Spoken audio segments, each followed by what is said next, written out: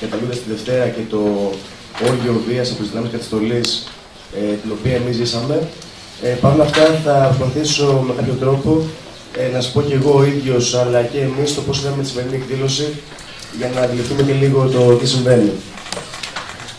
Εμείς κάναμε μια ανάγνωση η οποία ήταν η εξής. Αυτή τη στιγμή, πέρα από το τι φέρνει η εθνική αναδιάρθρωση στα ιδρύματα κλπ. Δημιουργείται και κάτι άλλο. Γίνεται μια προσπάθεια αποξένωσης και ώστε να γίνει το πανεπιστήμιο τελείως στήρο και χωρίς κανένα διάβλο επικοινωνίας με τον ευρύτερο κοινωνικό σχηματισμό και με τα αγωνιζόμενα κινήματα. Και εξηγούμε. Μια κύρια πτυχή αυτή τη στιγμή, η οποία μπορεί να είναι οι εγγραφές, παραδείγματος χάρη, δημιουργεί ένα τεράστιο πρόβλημα ελεύθερου χρόνου και στην νεολαία, η οποία αυτή τη στιγμή, προφανώς, αν δεν έχει ελεύθερο χρόνο, με το γνωστό σκάσει και διάβαζε, και μη σηκώνει κεφάλι, δεν μπορεί να μιλάει ούτε στην γειτόνισά του, η οποία μπορεί να είναι απολυμμένη, ούτε γενικότερα να μπορεί να βρίσκεται με κομμάτι της νεολαίας, τα οποία βρίσκονται όπως το περιθώριο. Όπως είναι οι άνεργοι, οι οποίοι δεν έχουν καν δομές, ώστε να μπορέσουν συλλογικά να εκδικήσουν τα δικαιώματά τους. Μία άλλη πτυχή θα μπορούσε να είναι η ίδια η εταιρεία security, η οποία θα ελέγχει αν ο άνθρωπος ο οποίος μπαίνει μέσα στο πανεπιστήμιο έχει όχι ακαδημαϊκή ιδιότητα ώστε να μπορεί να μπαίνει σε αυτό. Δηλώσεις φορτσάκια από 1η-1η-15 για απαγόρευση οποιασδήποτε πολιτικής εκδήλωσης μέσα στο πανεπιστήμιο. Όλα αυτά για μας δημιούργησαν ένα πλαίσιο το οποίο κανένα από τα προσωπικά κομμάτια της κοινωνίας δεν θα μπορεί να βρίσκεται μέσα στο άσυλο ιδεών αλλά και πρακτικών. Εμείς θεωρούμε πάρα πολύ σημαντικό να τονίζεται αυτό το πράγμα, ώστε να μπορέσει και το ιδιωτικό σώμα και η νεολαία να μπορεί να ενώσει τις φωνές της με το τι συμβαίνει έξω. Αυτό παράδειγμα στις δικές μας συνελεύσεις, οι οποίες έγιναν, ότι ακόμα και σε αυτή την περίοδο και με 2 τραυματίες στο οικονομικό που ήταν εμφανώς το τι είχε συμβεί, συμφοιτητές μας μαζί με το φοιτητικό μπλοκ να μην σταματάνε ούτε καν μαθήματα για να μπορέσουν οι φοιτητές οι ίδιοι να έρθουν στη συνέλευση. Από εδώ εμείς κρατάμε ένα πράγμα. Και θέλαμε να κερδίσουμε το ίδιο το μέσο κόσμο, ο οποίος υπήρχε μέσα στα θέατρα, και να το βάλουμε σε μια αγωνιστική τροχιά. Εμείς είπαμε και στους ίδιους ότι την ίδια στιγμή στην οποία θίγονται με τον πιο βάρος τρόπο οι δημοκρατικές ελευθερίες της νεολαίας, είναι σημαντικό, εξαιρετικά μάλιστα, να μπορέσουμε εμείς ήδη να κλείσουμε τα βιβλία και να αγωνιστούμε από μια κατηλημένη νομική, η οποία στις μέρες μας σημαίνει παραπάνω από ένα κλειστό κτίριο. Σημαίνει ότι εντοπίζεται πλήρως με ότι αυτή τη στιγμή ο Ιωσήφ Χορτσάκης, η κυβέρνηση και η πολιτική που ασκεί, θα μπορέσει να βρει έναν αντίπαλο, ο οποίος όμως δεν θα είναι μόνο φοιτητές. Στην ερώτηση τι θα βγει από αυτή την εκδήλωση, εμείς ήδη δεν ξέρουμε. Ξέρουμε όμως ένα πράγμα. Ότι θέλαμε σήμερα να ακούσουμε φωνές από όλο τον αγωνιζόμενο λαό, που πολλές φορές και εμείς ήδη στο λόγο μας μπορούμε να υποτιμάμε, λόγω του ο εξαιρετικός κύκλος του 10-12 έχει τελειώσει και έχουμε μπει σε μια τροχιά δυστυχώς εκλογικής αναμονής. Παρ' όλα αυτά, εμείς πιστεύουμε και εμείς οι ίδιοι ότι αυτή τη στιγμή πρέπει η ίδια η νεολαία με σύμμαχό του τον αγωνιζόμενο λαό να βγει στο προσκήνιο και να μπορέσει να ρίξει αυτή την κυβέρνηση, μη περιμένοντας το θεσμικό πλαίσιο, ώστε αυτή να μπορεί από την επόμενη μέρα να κυβερνήσει, ώστε να μπορεί η επόμενη κυβέρνηση, αλλά και οποιαδήποτε άλλη κυβέρνηση, να απολογεί στο ίδιο το κίνημα και στα θύματα τα οποία βάζει. Τέλος, κλείνουμε το εξής. Αυτό πολύ πιο προσωπικό. Πολλές φορές και από τα κυρίαρχα μέσα, αλλά και μεταξύ μας, υποπέσαμε σε ένα τεράστιο σφάλμα. Να περιγράφουμε το γεγονός ως μια θυματοποίηση η δικιά μας, ώστε να μπορέσουμε να πείσουμε τον διπλανό μας να αγωνιστεί. Αυτό είναι λάθος για μένα. Γιατί αυτή τη στιγμή, ειδικά μετά το Δεκέμβριο του 2006, όπου υπήρχε μια πραγματικά ποιοτική τομή στον τρόπο με τον οποίο αυτή τη στιγμή γινόταν η καταστολή, όλοι ξέρουμε ότι παίζουμε το κεφάλι μας κατεβαίνοντας είτε τις απογραφημένες πορείες και δηλώσεις, είτε τον κόσμο ο οποίος αυτή τη στιγμή έχει βρεθεί στο στόχαστρο είτε στα νοσοκομεία, και ότι το εξής. Δεν είμαστε θύματα. Δεν είμαστε θύματα γιατί ξέρουμε πολύ καλά το ρόλο τον οποίο έχει η αστυνομία και η καταστολή. Ξέρουμε τι συμβαίνει και πάρα αυτά αγωνιζόμαστε.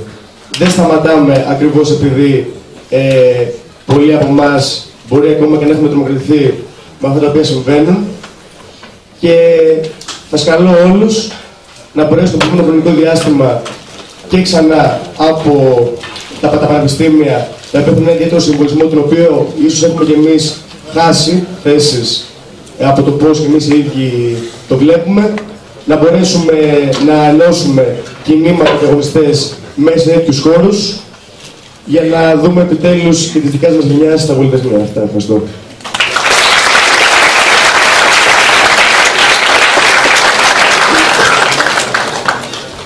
Επόμενος ομιλητής είναι ο Κυριάκος ο Μουτίδης, συνδικαλιστής με πλούσια δράση και την οποία έχει στοχοποιηθεί επανειλημμένα.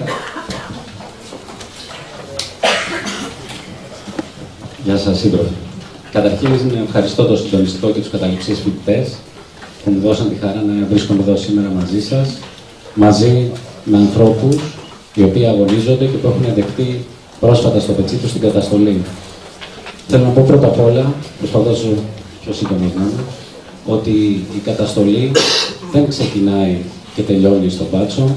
Η καταστολή ξεκινάει από τη στιγμή που μπαίνουμε μέσα σε αυτή την κοινωνία που στηρίζεται στην εκμετάλλευση και στην καταπίεση. Ξεκινάει από την ουθεσία, ξεκινάει από τον έλεγχο. Η καταστολή είναι κατάταξη, η καταστολή είναι εκπαίδευση, η καταστολή είναι το περιθώριο που μας ρίχνουν. Και φαντάζομαι ότι κάποιες πλευρές από όλα αυτά θα εμφανιστούν και από τους επόμενους ομιλητές σήμερα. Θα προσπαθήσω να είμαι πιο περιορισμένος ώστε και να ανταποκριθώ σε σχέση με τη δικιά μου πείρα, σε σχέση με αυτό το γεγονός, με το ότι έχουμε υποστεί.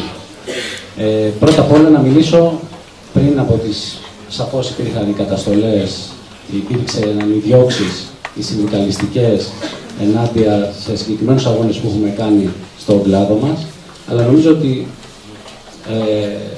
σήμερα, ας πούμε, είχα ένα δικαστήριο το οποίο αναβλήθηκε για πολλωστή φορά, πήγε για τον ένατο του 10ου της επόμενης χρονιάς, όπου εκεί πέρα αυτό που δικαζόταν ήταν ακριβώς το γεγονός ότι και εγώ αλλά και οι σύντροφοί μου αρνηθήκαμε να παραχωρήσουμε το δικαίωμά μας να κυκλοφορούμε στον δρόμο, να διαδηλώνουμε, αρνηθήκαμε να το παραχωρήσουμε στα χέρια της εξουσίας. Μιλάω για το 9, μιλάω για το μπλοκ του Εργατικού Επαναστατικού Κόμματος που δέχτηκε εκείνη τη στιγμή την ανελαίτη επίθεση της αστυνομίας. Και μάλιστα για πρώτη φορά της ομάδας ΔΕΛΤΑ, της καινούριας αυτής καταστατικής δύναμης τότε, την οποία την έχουμε δει βέβαια να διαπράττει να μεγαλουργεί από εκεί και πέρα σε κάθε ευκαιρία. Και βέβαια είδαμε και τα μάτια, είχαμε και τώρα πρόσφατα ξεκινώντας τώρα τελευταία με την πορεία του Πολυτεχνείου. Πραγματικά, γιατί έχουμε ακούσει πολλές φορές να μην προκαλούμε, να μην κάνουμε, γιατί αυτό θα φέρει σε όλη την καταστολή της αστυνομίας. Δεν νομίζω ότι υπήρχε κάποια πρόκληση, ας πούμε, στην πορεία της 17 Νοέμβρη, η οποία είχαμε την καταστολή και την βάναυση επίθεση της αστυνομίας απέναντι σε συγκεκριμένα μπλοκ και ανθρώπους, π.χ. όπως τη Ρωσινάτε, ας πούμε, τους συντρόφους της Ρωσινάτε, που θα πρέπει νομίζω να μιλήσουν και αυτοί να πούνε για το ότι νιώσαν στο πετσί τους. Και νομίζω ότι δεν αφορά ούτε το Εργατικό Επαναστατικό Κόμμα, ούτε τη Ρωσινάτε μια τέτοια και όσους άλλους έχουν χτυπηθεί στο παρελθόν ή πρόκειται να χτυπηθούν. Νομίζω ότι αυτό απασχολεί και πρέπει να απασχολήσει όλο το κίνημα, γιατί αλλιώς δεν θα μπορέσουμε να αντιμετωπίσουμε την καταστολή. Από εκεί και πέρα θέλω να πω ότι τότε αυτό που είδαμε εμείς και αυτό που κάναμε, όντας σαν μέρος της περιφρούρησης του ΕΕΚ, πρώτα απ' όλα εγώ ήμουν μπροστά. Νομίζω ότι άξιζε να πω ένα λεπτό για αυτό το πράγμα. Τρέξαμε να αντιμετωπίσουμε τους δελτάδες που χτυπούσαν το μπροστινό μπλοκ από εμάς. Ακριβώς για να δείξουμε την αλληλεγγύη μας στους συντρόφους και συνολικά στην πορεία. Γιατί δεν ήταν απλά ότι πρέπει να υπερασπίσουμε το δικό μας μπλοκ, έπρεπε να υπερασπίσουμε την πορεία, έπρεπε να υπερασπίσουμε όλους τους συντρόφους, τους ανθρώπους, τους συναγωνιστές που ήταν εκείνη τη στιγμή στον δρόμο να διαδηλώσουν ενάντια στην δολοφονία, να διαδηλώσουν ενάντια στην κρατική καταστολή και να διασώσουν το μήνυμα της εξέγερσης του Δεκέμβρη. Τρέξαμε μπροστά χωρίς καν να διανοηθούμε εκείνη τη στιγμή ότι και εμείς οι ίδιοι χτυπιόμασταν στο πίσω μέρος του μπλοκ μας. Και μείναμε εκεί πέρα ενωμένοι να παλέψουμε ενάντια στις ορδές των μπάτσων, γιατί πραγματικά ήταν δεκάδες, μετά φτάσαν να είναι εκατοντάδες εκείνη τη στιγμή. Οι βάτσοι που είχαν να αντιμετωπίσουμε, είτε υποκούμενοι είτε πεζοί.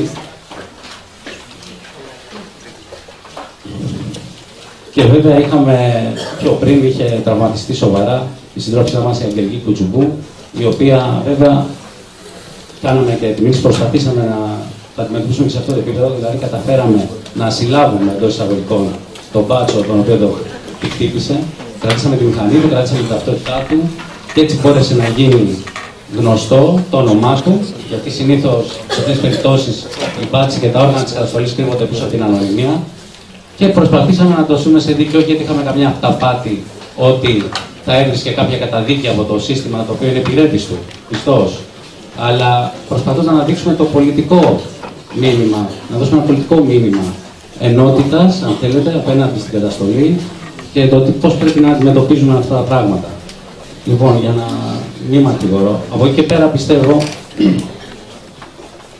ότι η ίδια η δημοκρατία, η οποία βρίσκεται σε κρίση αυτή τη στιγμή που μιλάμε, σαν μια δικτατορία της ταξικής κυριαρχίας μιας σκούφτας εκμεταλλευτών, είναι που δεν είναι ξεκομμένη η ένταση αυτής της κρατικής καταστολής που ζούμε, ούτε επίσης και η ανάπτυξη του φασισμού και των παρακρατικών συμμοριών, οι οποίες είναι το μακρύ χέρι, που δεν φτάνουν βέβαια οι συμμορίες παρακρατικές της Χρυσής Αυγής ή οτιδήποτε άλλο να αντιμετωπίσουν και να καταστήλουν το κίνημα, σαφώς μετά παρεμβαίνει η αστυνομία. Νομίζω ότι επειδή ακριβώς στο χέρι μας βρίσκεται η μοίρα μας, αυτό που χρειαζόμαστε και πρέπει να παλέψουμε είναι η οργάνωσή μας, πρώτα απ' όλα η μαζικότητά μας, η πολιτική μας ενότητα και η μαζικότητα του χρήματος, η οργάνωσή μας η οποία πρέπει να παλέψουμε να αυτοοργανωθούμε, πρέπει να παλέψουμε να φτιάξουμε, εγώ ίδιος συμμετέχω σε ένα σωματείο βάσης, να φτιάξουμε σωματεία τα οποία είναι ακειδεμόνευτα από τον γραφειοκρατικό και εργοδοτικό συνδικαλισμό, να προσπαθήσουμε να φτιάξουμε, να ενσωματώσουμε την εργατική τάξη, την οποία είναι κομματιασμένη. Ένας από τους τρόπους ελέγχου που είπα πριν είναι και το κομμάτιασμα των καταπιεσμένων και εκμεταλλευόμενων σε δεκάδες κομμάτια τυπρώμενα και η προσπάθεια να τα φέρουν το ένα σύγκρουση με το άλλο, τους εργαζόμενους με τους άνεργους, τους δημόσιους με τους ιδιωτικούς, τους υπάρχους με τους χειρομεταλλάδες και εγώ δεν ξέρω τι άλλο.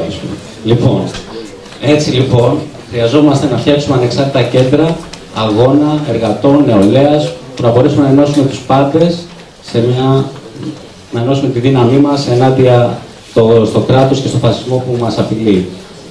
Αλλά νομίζω ότι αυτό, μένοντας και σε αυτό που είπε ο προηγούμενος σύντροφος που μίλησε, ότι δεν είναι ότι απλά είμαστε τα θύματα μιας καταστολής, ότι αυτοί είναι δυνατοί και προχωράνε. Νομίζω ότι πρώτα απ' όλα βρισκόμαστε καμιά φορά στη θέση του θύματος, επειδή προσπαθούμε να επιτεθούμε, επειδή προσπαθούμε να πετύσουμε αυτά τα οποία δικαιούμαστε. Και αυτά που δικαιούμαστε δεν είναι αυτά τα οποία ορίζουν οι νόμοι τους, απλά. Είναι αυτά που δικαιούμαστε σαν άνθρωποι, σαν υποκείμενα, τα οποία έχουμε το δικαίωμα να ζήσουμε και να φανταστούμε τα πάντα και να πραγματώσουμε τα πάντα.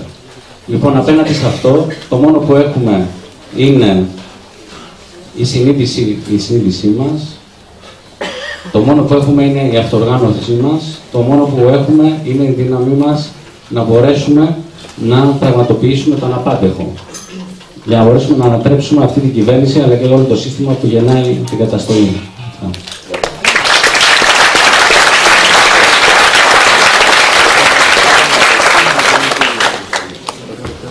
Ωραία. Ο επόμενος ομιλητής είναι ο Πάνος Τσαμουργέλης, αλληλέγγυος των απεργών πείνας Κωστάρη Ηρακλή και Νίκου Ρωμανού.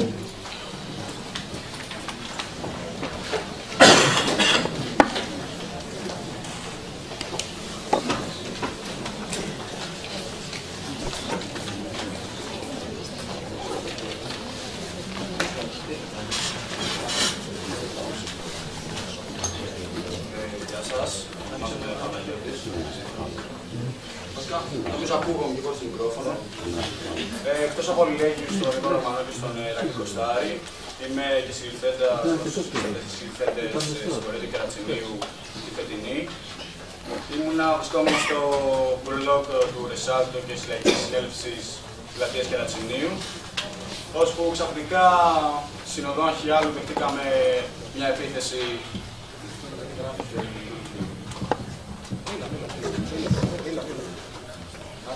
δεχτήκαμε μία επίθεση από την κρατική καταστολή, δηλαδή τα ΜΑΤ, και σπάσανε το μπλοκ σε 2 κομμάτια. Στη συνέχεια, ενώ προχωρούσαμε και δεν σταματήσαμε και πορευόμαστε κανονικά στον δρόμο με συνθήματα, περάσανε από μπροστά μας δελτάδες και ουσιαστικά μετά από ένα τρεχαματό μας, οι περισσότεροι μας σταματήσανε στην οδό Παπαντής, σε μια εκκλησία, όπου και εντάξει, εκεί πέρα έπεσε και ό,τι γίνεται λίγο πριν συλλήψεις, ξύλο, δακρυγόνα, χαρτουλάψεις κτλ. Πήγαμε μετά από αρκετή ώρα και αρκετές κολυσιεργίες στη Γαδά, όπου εκεί μας είπαν ότι είμαστε όντως συλληφθέντες και όχι ότι έχουμε φάει προσαγωγή στις 5:30 ώρα το πρωί. Δεν το ηθήκαμε. Εκείνη την ώρα, όσοι ήμασταν στο κελί, που ήμασταν γύρω στα 17 άτομα, κάναμε μια άτυπη συνέλευση που λέγαμε τι θα κάνουμε, πώς θα κινηθούμε, τι αποφάσεις θα πάρουμε. Την επόμενη μέρα καλεστήκαμε να πάμε να αφήσουμε τα αποτυπώματά μας, το οποίο γενικότερα και μετά άλλα κελιά ήρθαμε σε μια συνεννόηση, γιατί οι περισσότεροι δεν θέλαμε να το κάνουμε αυτό. Για αυτόν τον τρόπο είναι το μεγαλύτερο φακέλωμα που μπορεί να φάει κάποιος όταν συλληφθεί. Τελικά δώσαμε εκτός από ένα άτομο, που αυτός έχει άλλο ένα παραπάνω πλημέλημα για απίθεια. Εντάξει, έγινε ένα δικαστήριο την Παρασκευή, όπου ουσιαστικά ξαναπήγαμε πίσω στη Γαδά, καθίσαμε άλλη μια μέρα και το Σάββατο αφηθήκαμε ελεύθεροι. Υπάρχουν τώρα από τις 64 συλλήψεις, οι 61 είναι πλημελωματικού χαρακτήρα, οι 3 κακουργηματικού. Ο ένας μάλιστα που έχει και αρκετά κακουργήματα ήταν εκείνη τη στιγμή, διέφευγε από το Δημαρχείο με το μηχανάκι του και τον τρακάρανε δελτάδες. Και συγκεκριμένα αυτός ο ίδιος κρατήθηκε για πάρα πολλές ώρες στο αστυνομικό τμήμα Κερατσινίου, αλσοδεμένος και δαρμένος. Μετά από όλα αυτά, εμείς βρισκόμασταν στο Πολυτεχνείο και κάναμε συνελεύσεις, όπου βγάλαμε και ένα κείμενο, το οποίο πέρασα να το διαβάσω αργότερα, και κάναμε και κάποιες πράξεις αλληλεγγύης, δηλαδή δημιουργήσαμε ένα ταμείο για να καλυφθούν τα έξοδα, τα οποία ήταν μεγάλα, γύρω στα 6 με 7 χιλιάρικα. Και έχει κιόλας και ένα πάρτι σήμερα, όποιος θέλει να πάει στο Πολυτεχνείο. Γενικότερα η δίκη η επόμενη είναι 8 Ιανουαρίου. Δώσαμε πολύ μικρή προθεσμία, θέλοντας να μην ξεχαστεί τόσο πολύ το γεγονός. Αλλά εντάξει, οι κατηγορίες είναι...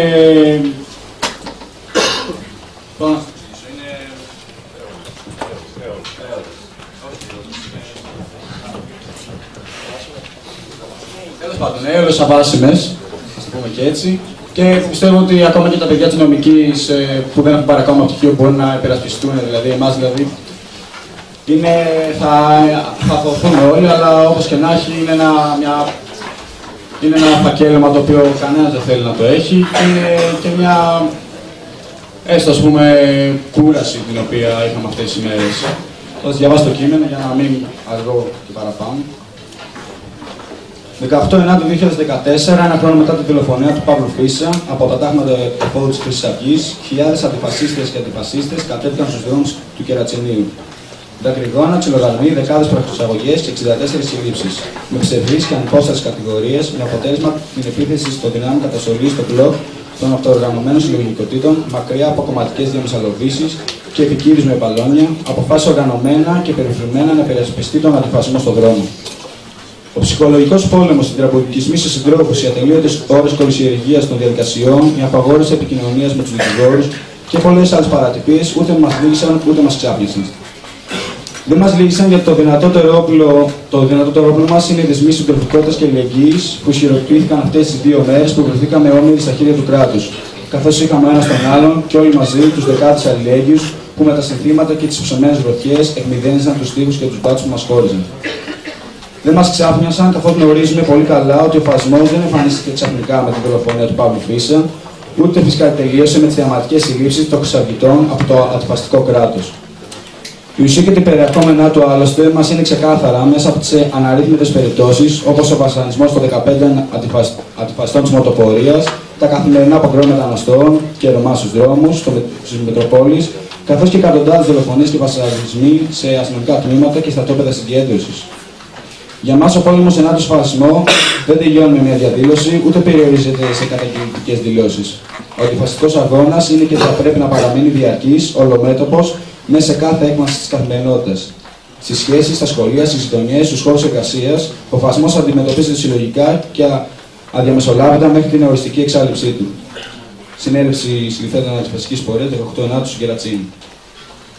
Τώρα θα σας μιλήσω για ένα άλλο θέμα, το οποίο είναι η απεργία πείνας του Νίκου Ρωμανού που έχει ξεκινήσει από τις 10 Θα σας διαβάσω γρήγορα το κείμενο, γιατί είναι περιορισμένο ο χρόνος. Την περασμένη Άνοιξη, το κείμενο αυτό είναι του Νίκου Ρωμανού που το έγραψε μέσα από τις φυλακές Κορυδαλού, νομίζω από την Δέλτα. Την περασμένη Άνοιξη έδωσα πανελλήνιες εξετάσεις μέσα από τη φυλακή και πέρασα μια πανεπιστημιακή σχολή στην Αθήνα. Με βάση τους δικούς τους νόμους, λοιπόν, από το Σεπτέμβριο δικαιούμαι να αρχίσω να παίρνω εκπαιδευτικές άδειες από τη φυλακή και να παρακολουθώ το πρόγραμμα της σχολής. Όπως είναι λογικό, οι αιτήσεις που έχω κάνει έχουν καταλήξει τα ζήτητα, γεγονός που με οδηγεί να διεκδικήσω αυτό το αίτημα με οδόφρονμα το σώμα μου. Σε αυτό το σημείο είναι απαραίτητο να ξεκαθαρίσω το πολιτικό μου σκεπτικό ώστε να μπει ένα πλαίσιο γύρω από την επιλογή που πραγματοποιώ. Οι νόμοι, εκτός από εργαλεία ελέγχου και καταστολής, αποτελούν ταυτόχρονα και μια διατήρηση ισορροπιών ή αλλιώς αυτό που επιγραμματικά ονομάζουμε κοινωνικά συμβόλαια. Αντανακλούν κοινωνικοπολιτικούς συσχετισμούς και διαμορφώνουν τμηματικά ορισμένες θέσεις διεξαγωγής κοινωνικού πολέμου. Γι' αυτό και η επιλογή που κάνω θέλω να είναι όσο το δυνατόν πιο ξεκάθαρη. Δεν υπερασπίζομαι την νομιμότητά τους, αντίθετα απευθύνω ένα πολιτικό εκβιασμό ώστε να κερδίσω ανάσα ελευθερίας απέναντι στην ισοπεδωτική συνθήκη του εγκλισμού. Σε αυτό το σημείο ανοίγει ένα ζήτημα που αφορά τις διεκδικήσεις μας σε καθεστώς αιχμαλωσίας. Είναι δεδομένο πως αντιστάσεις πάντα υπήρχαν και θα υπάρχουν σε αυτές τις συνθήκες. Εμείς, για παράδειγμα, συμμετέχουμε στη μαζική απεργία πείνας των κρατουμένων ενάντια στο νέο νομοσχέδιο, ενώ είμαστε φανατικοί εχθροί όλων των νόμων. Αντίστοιχα, πολλοί σύντρομοι έχουμε διαπραγματευτεί με οδόφρονμα το σώμα τους τους όρους του εγκλισμού τους. Το συμπέρασμα λοιπόν είναι ότι από τη συνθήκη που βρισκόμαστε πολλές φορές είμαστε αναγκασμένοι να μπούμε σε ένα στρατηγικό πόλεμο θέσεων που είναι αναγκαίο, κακό εδώ που βρισκόμαστε.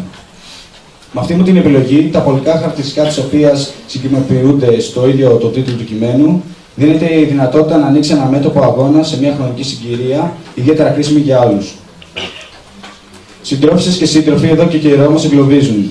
Από τα αστυνομικά μπλόκα και τα αντιδημοκρατικά πογκρόμ, στα συμβούλια των οικονομολόγων που τσαντώνουν όσους δεν χωράνε στις στατιστικές τους, από τους Έλληνες βιομηχάνους που αντιστέκονται στην επέλαση των πολυεθνικών κολοσσών, στηρίζονταν στον όψιμο σοσιαλισμό του ΣΥΡΙΖΑ, στο καθεστώς έκτακτης ανάγκης με πολιτικούς που προβάλλουν το κουστούμι του υπερπατριώτη, πάντα δουλικού για το καλό του τόπου, και το στρατό που εξοπλίζονται με όπλα τελευταίας τεχνολογίας για την καταστολή εξεγέρσεων στις φυλακές υψής ασφαλείας.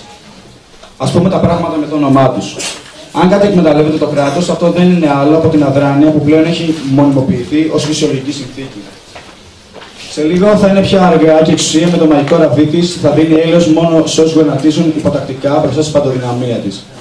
Το σύστημα οραματίζεται ένα μέλλον όπου οι επαναστάτες θα θάβονται ζωντανοί σε καταστήματα κράτης εντατικού σοφρονισμού, μέσα στα οποία θα επιχειρείται σωματική, ψυχική και ηθική καταστροφή τους. Ένα πρότυπο μουσείο ανθρώπινης φρίκης, όπου τα ζωντανά εκθέματα θα έχουν κρεμασμένη πάνω τους στην ταπέλα παραδείγματα προς αποφυγή. Ανθρώπινα πειραματόζωα, πάνω στα οποία θα δοκιμαστούν όλες οι σαντιστικές προθέσεις της εξουσίας.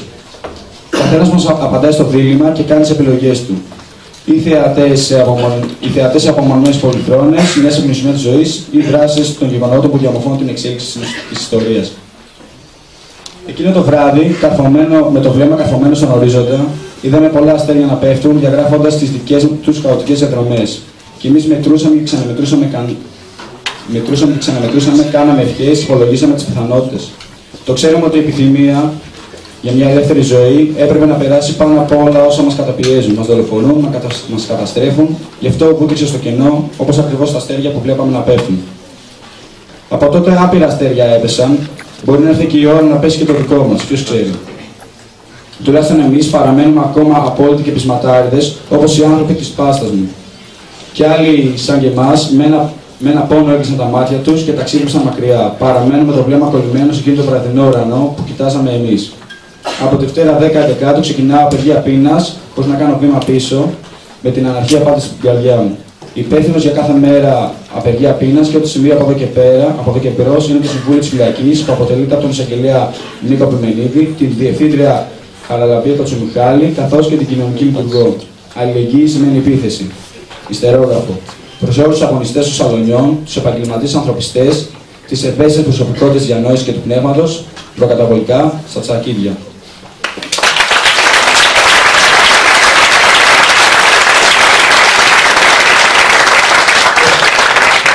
Επόμενη τοποθέτηση από το δίκτυο Σπάρτακος, που αντιμετωπίζει μια σειρά από διώξεις λόγω της πλούσιας δράσης για την ανάπτυξη κινήματος μέσα και έξω από το στρατόπεδο.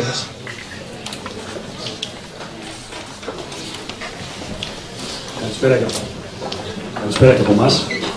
Καταρχάς να χαιρετήσουμε αυτή τη σπουδαία πρωτοβουλία που πήρε η Συγγενική Επιτροπή του κτηρίου της Νομικής αλλά και των υπολείπων συλλόγων. Είναι πολύ σπουδαία από την άποψη ότι για πρώτη φορά από τα κάτω στην κυριολεξία συναντούνται όλα τα κομμάτια του κινήματος, συνολικά του κινήματος. Έτσι και εμείς ως κομμάτι του εργατικού κινήματος ερχόμαστε σε αυτή την εκδήλωση και την ΟΛΑΕΣ πιο συγκεκριμένα. Να κουβεντιάσουμε τη δική μας εμπειρία και τις δικές μας, τα δικά μας ζητήματα. Οι περισσότεροι γνωρίζετε ότι τον περασμένο μήνα είχαμε την πρώτη δίωξη απέναντι στην Επιτροπή Αλληλεγγύης Στρατευμένων και στο δίκτυο Σπάρτακος, αλλά από ό,τι φαίνεται το κράτος δεν έμεινε μόνο εκεί. Την εβδομάδα που μας πέρασε αντιμετωπίζουμε νέες δύο διώξεις, οι οποίες μάλιστα είναι και πολύ ιδιαίτερος ο τρόπος με τον οποίο προσπαθούν να στηθούν και οι πρώτοι αλλά και αυτές οι δύο. Έτσι, η ΕΕΠ και η δίωξη ηλεκτρονικού εγκλήματος, ζητώντας την άδεια της Αμερικάνικης Πρεσβείας, άνοιξε τους λογαριασμούς του Blogspot, αναζήτησε τους διαχειριστές, τους ανθρώπους οι οποίοι σηκώνουν τα κείμενα της καταγγελίας των φαντάρων και μη και τους κυνηγούν στα δικαστήρια το επόμενο διάστημα. Έτσι, ολοκληρώνοντας μια σειρά, μάλλον ολοκληρώνοντας ένα κομμάτι του κινήματος, της δουλειάς που κάνουμε μέσα και έξω από το στρατό, ολοκληρώνοντας τον τρόπο με τον οποίο θα διώκεται και ποιο θα είναι το υπόδειγμα στον οποιοδήποτε άνθρωπο αυτή τη στιγμή θέλει να παλέψει για ένα δικαίωμα, είτε μέσα στο στρατό λέγεται αυτό, είτε απ' έξω. Έτσι, έχουμε πολλά κομμάτια εδώ του κινήματος τα οποία διώκονται, από τις καθαρίσεις σε τους συντρόφους που μίλησαν νωρίτερα κλπ. Γιατί γίνεται κατά την άποψή μας αυτό το πράγμα αυτή τη στιγμή. Καταρχάς, δεν θα σταθώ στο ζήτημα της όξυνσης του κοινωνικού ζητήματος. Το ζήτημα αυτό, όπως καταλαβαίνετε, μέσα στο στρατό έχει πολύ μεγαλύτερη ισχύ. Μια σειρά από περικοπές δαπανών το προηγούμενο διάστημα, σε ό,τι έχει να κάνει από τα ρούχα των στρατευμένων, το φαγητό, το κόψιμο των εισιτηρίων κλπ. Αν να φανταστεί κανείς ότι είναι δεκάδες και εκατοντάδες οι καταγγελίες ανθρώπων οι οποίοι πηγαίνουν, μεταδίδονται σε περιοχές της παραμεθορίου, κυρίως στα νησιά και στον Εύρο, και δεν έχουν να γυρίσουν στην άδειά τους ούτε στις άδειες των Χριστουγέννων, ούτε στις άδειες του Πάσχα. Έτσι, ή τουλάχιστον και για αυτούς που είναι φοιτητές να μπορέσουν να έρθουν να δώσουν τα μαθήματά τους. Παράλληλα και ταυτόχρονα συντελείται μια πολύ σημαντική και ουσιαστική αντιδραστική αλλαγή στο εσωτερικό του στρατού. Έτσι, βρισκόμαστε πέρα από την περίοδο μετά τη δίωξη τη δικιά μας, βρισκόμαστε σε μια περίοδο της τριπλής δολοφονίας στον Βόλο, που λίγο πολύ φαντάζομαι ότι είναι γνωστή σε όλους. Σε μια περίοδο στην οποία, καταρχάς, από τη μία κινηματικά, είπε και κάποιος πριν, βρισκόμαστε σε 2 χρόνια μια ύφεση, σε σχέση με αυτό που ζήσαμε την πρώτη τριετία, τις τελευταίες πενταετίες της κρίσης. Και στο στρατό συμβαίνει το εξής. Δηλαδή, όλες αυτές οι δαπάνες που περικόπτονται από τη μεριά και αφορούν τους φαντάρους, αυτή τη στιγμή γίνονται εξοπλισμοί. Έτσι, τεράστια ποσά, τεράστια δις, δαπανώνται για τη νέα μεγάλη εθνική ιδέα η οποία στείνεται και θα πω, πολύ σύντομα να πω τι εννοώ με αυτό. Ταυτόχρονα στους φαντάρους γίνεται μια φοβερή ένταση των ασκήσεων πολεμικής ετοιμότητας, έτσι, με πραγματικά πυρά, όπλα και νέας τεχνολογίας, παράλληλα με το τι γίνεται στα σύνορα, διαφύλαξη των συνόρων, με τη συμμετοχή του ελληνικού στρατού στη Frontex, το πέταγμα των μεταναστών, το Φαρμακονήσι κλπ. Και όχι μόνο στην Ελλάδα, έτσι και στην υπόλοιπη λεκάνη της Μεσογείου, τα γνωρίζουμε ειδικά τις περσινές καταστάσεις στη Λαπεντούζα, στη Μάλτα κλπ. Και έρχεται αυτή την ίδια στιγμή να περάσει το ζήτημα, να επαναφέρει μάλλον το ζήτημα της στράτευσης στα 18 των φαντάρων, και καταλαβαίνει πολύ καλά τι σημαίνει αυτό, καταλαβαίνουμε όλοι τι σημαίνει αυτό για την νεολαία, έτσι. ας αναρωτηθεί κανείς πώς έρχονται π.χ. για τους φοιτητές πιο συγκεκριμένα, πώς έρχονται οι Κύπροι φοιτητές μας, ας πούμε, έχοντας πάει 2 χρόνια από τα 18 τους φαντάρι και έρχονται στην Ελλάδα να σπουδάσουν και βλέπουμε τις αντιδράσεις, το πώς τέλος πάντων πάβεται κάθε έννοια ριζοσπαστισμού, ας πούμε, τουλάχιστον ακόμα και σε επίπεδο συνείδησης, αλλά έρχεται σε αυτή τη νέα κατάσταση να επαναφέρει, να φέρει κάτι νέο, την προαιρετική στράτευση των γυναικών, το οποίο, ας πούμε, αν θέλετε, υλοποιεί και την ακροδεξιά ατζέντα της Χρυσής Αυγής. Σας αναρωτηθεί ο καθένας μας τι έλεγε η Χρυσή Αυγή έτσι μέχρι πριν τη δίωξή της, ας πούμε, και λοιπά για το ζήτημα αυτό, και έρχεται να το υλοποιήσει αυτή η κυβέρνηση, μάλιστα και με την ανοχή της αξιωματικής αντιπολίτευσης, ως κομμάτι αυτού που εξέφρασε ως συνέχεια του κράτους μετά την τετράωρη συνάντηση, ας πούμε, στο Υπουργείο Εθνικής Άμυνας. Αυτό έρχεται να συμπληρωθεί σε αυτό που είπα προηγούμενα για το ζήτημα της εθνικής ιδέας. Καταρχάς, εμείς εκτιμούμε το εξής σε πρώτη φάση, ότι ο πόλεμος που χτυπάει την πόρτα και το αναφέρουμε πάρα πολύ από την Ουκρανία, στην Παλαιστίνη, στη Συρία, στην Αραβική Άνοιξη κλπ. Καταρχάς, γίνεται πόλεμος στο εσωτερικό κάθε χώρας. Θα πω ένα παράδειγμα στο περίπτωση να καταλάβουμε τι εννοώ. Ένας πόλεμος χαμηλής έντασης που γίνεται αυτή τη στιγμή με αφορμή, ας πούμε, την κήρυξη ΑΟΣ από την ελληνική αστική τάξη, τη σύνδεσή της, ας πούμε, την κυπριακή αστική τάξη, το Ισραήλ, την Αίγυπτο αλλά και την Τουρκία, πώς χρησιμοποιείται αυτή τη στιγμή για την καταστολή του λαού. Και επειδή και η κουβέντα και η ζήτηση αφορά, ας πούμε, το ζήτημα της καταστολής. Δηλαδή, σε μια περίοδο που στην Ελλάδα ζήσαμε μια πληθώρα μεγάλων, ας πούμε, κοινωνικών αγώνων, σε μια περίοδο που στην Τουρκία αντίστοιχα, έτσι τα γνωρίζετε από το Γκεζί μέχρι το Κομπανί σήμερα κλπ. Στη νέα μεγάλη εθνική αφήγηση, τουλάχιστον για αυτή τη μεριά του Αιγαίου αλλά και για την άλλη, στείνει το ότι δεν θα κουνιέται κανένας, θα χτυπιέται με τον τρόπο που ζήσανε και οι φοιτητές, ας πούμε, την περασμένη εβδομάδα και όλα τα κομμάτια του κινήματος τα προηγούμενα χρόνια. Δεν θα κουνιέται κανείς, γιατί αν κουνηθεί κανείς θα διαραγεί, ας πούμε, η εθνική ενότητα και άρα θα μπουν οι Τούρκοι, λένε οι δικοί μας, θα μπουν οι Έλληνες, λένε οι από εκεί, έτσι, και σε μια περίοδο, ας πούμε, στην οποία θέλουν να χωρίσουν και τα πετρέλαια, ας πούμε, και το αέριο στην περιοχή, ας πούμε, και την Νοτιοανατολικής Μεσογείου. Ναι. Τι εκτιμούμε εμείς τώρα, εντάξει, δεν έχω και πολύ χρόνο, μου κάνανε και την παρατήρηση ήδη. Στην όξυνση λοιπόν αυτού του κοινωνικού πολέμου, καταρχάς για μας ζήτημα πολύ μεγάλο πρέπει να είναι τελικά όντως να μην τσιμπήσουμε εθνική ενότητα. Και αυτό το πράγμα να το σπάμε με κάθε τρόπο. Στέκομαι σε μια δήλωση, ας πούμε, του Μαρκόπουλου ως κοινοβουλευτικός εκπρόσωπος της Νέας Δημοκρατίας με αφορμή το τι έγινε την περασμένη εβδομάδα στα πανεπιστήμια.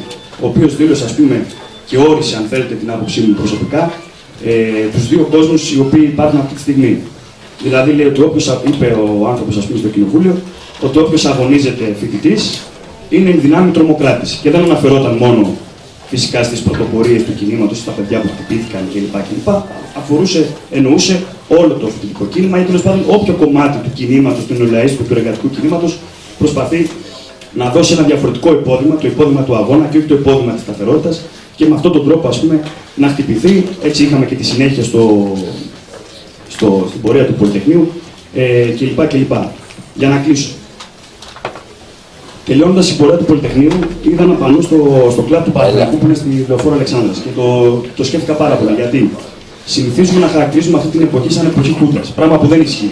Το πανό του Παναθηναϊκού έλεγε ότι στη δημοκρατία σας θα μας βρείτε απέναντι. Τώρα δεν θυμάμαι ακριβώς το κόνσεπτ ήταν αυτό.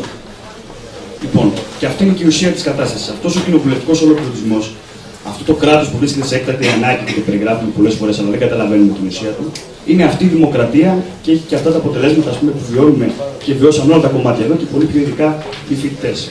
Τι απαιτείται, κατά την άποψή μου, για μας σε αυτή την εποχή.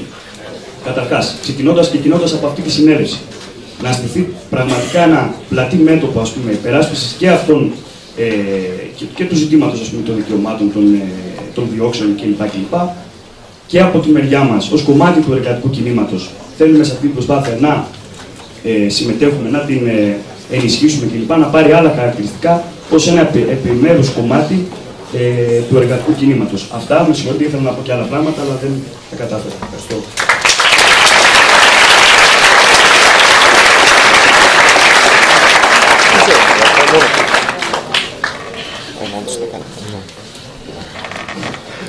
Ο επόμενος ομιλητής είναι ο Σταύρος Νικολάου, εκ μέρους των Σχολικών Φυλάκων.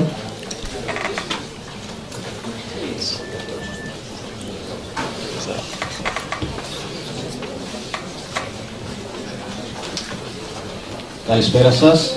Εγώ καταρχήν θα ήθελα να ευχαριστήσω τα παιδιά, τους φοιτητές εδώ της νομικής για το κάλεσμά τους και θα ήθελα να πω ότι είμαστε πολύ συγκινημένοι για το σημερινό κάλεσμα, γιατί εμείς τα περισσότερα παιδιά από εδώ τους είχαμε μαθητές μας λίγα χρόνια και είμαστε πάρα πολύ συγκινημένοι για αυτό το κάλεσμα. Λοιπόν, όσον αφορά για την αστυνομική βία, εμείς είμαστε 1.500 απολυμμένοι σχολικοί φυλάκες και εδώ και 1,5 χρόνο την έχουμε νιώσει πολύ βαθιά στο πετσί μας, είτε σωματικά είτε ψυχικά. Σωματικά λέω γιατί έχουμε δεχτεί πάρα πολλές επιθέσεις, πολλά χτυπήματα, είχαμε πολλούς τραυματίες, είτε από τα χτυπήματα των αστυνομικών, είτε από τα χημικά που μας βρίσκανε. Σε κάθε διαδήλωσή μας, είτε 1.000 ήμασταν, είτε 500, είτε 20, είχαμε πάντα τραυματίες και δεχόμασταν πάντα βίαιη επίθεση. Όσον αφορά το ψυχολογικό, πριν θα αναφέρω ένα δυσάρεστο περιστατικό. Πριν 15 μέρες χάσαμε ένα συνάδελφό μας, δεν άντεξε την πίεση και έφυγε από κοντά μας.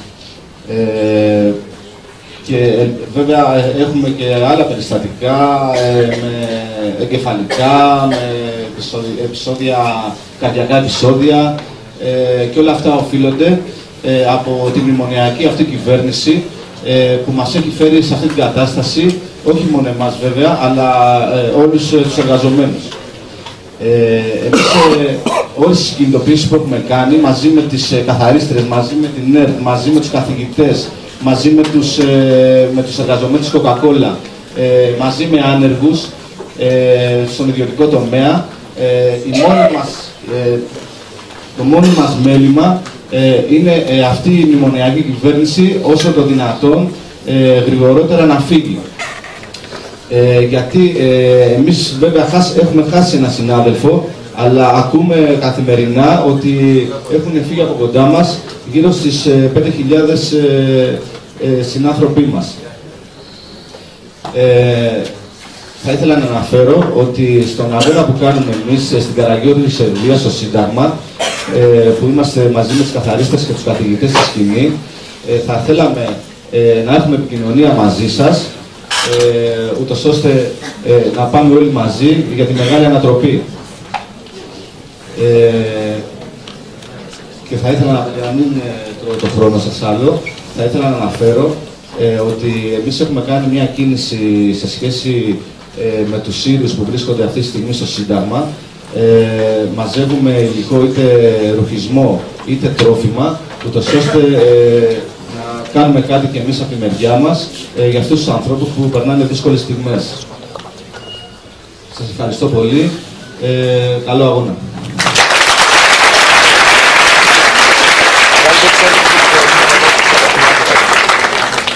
Πολύ σημαντική η παρέμβαση και μέσα στον χρόνο. Επόμενη τοποθέτηση η Έφη Γαρίδη από το Κυριακάτικο Σχολείο Μεταναστών.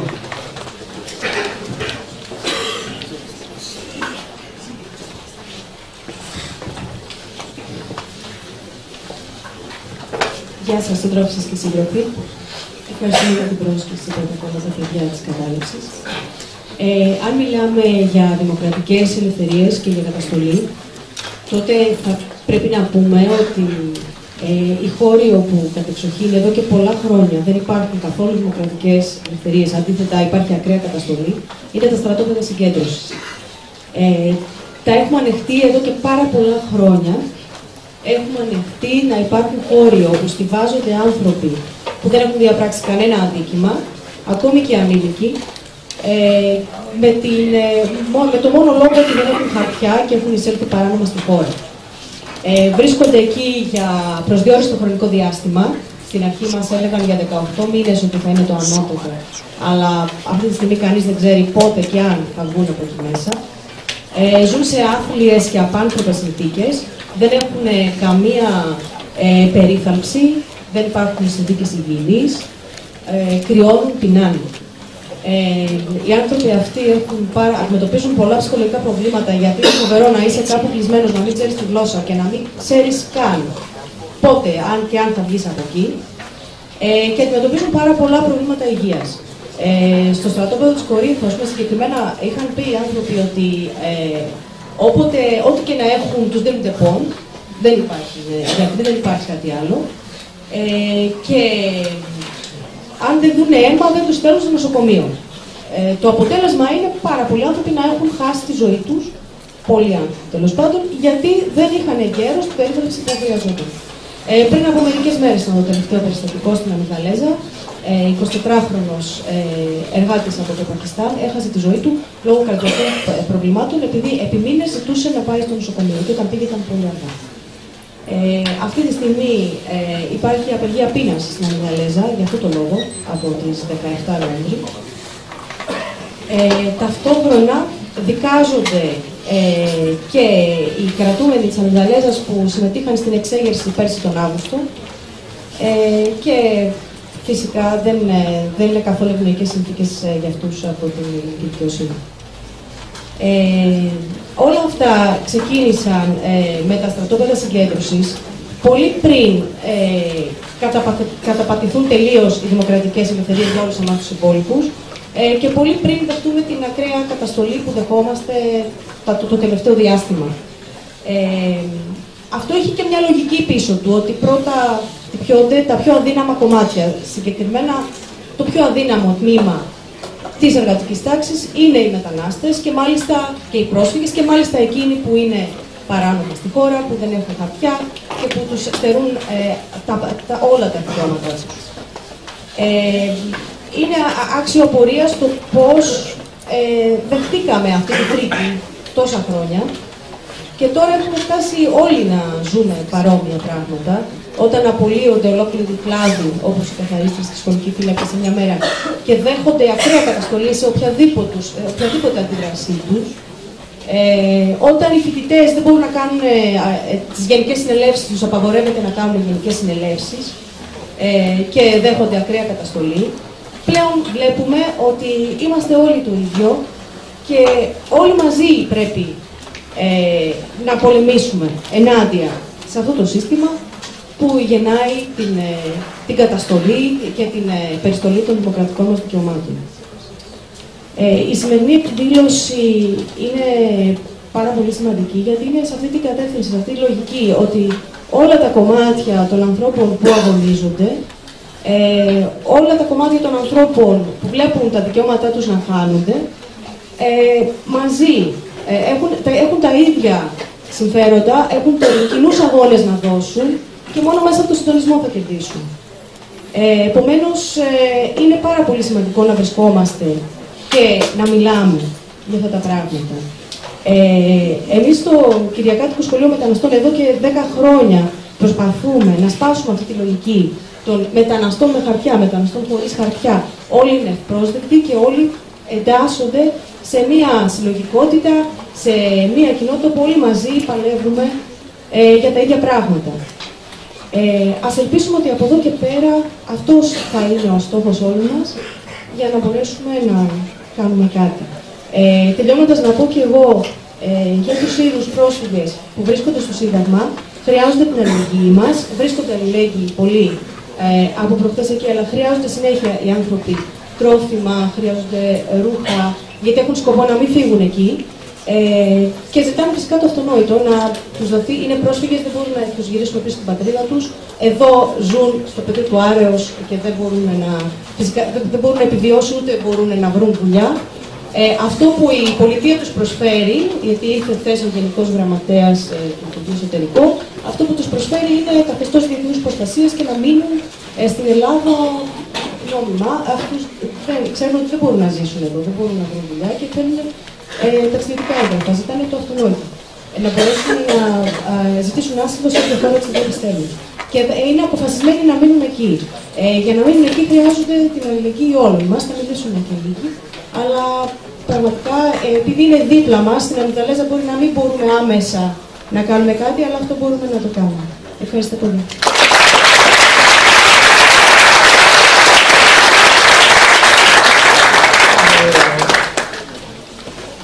να έρθουν και οι πρόσφυγες από τη Συρία, να τοποθετηθούν.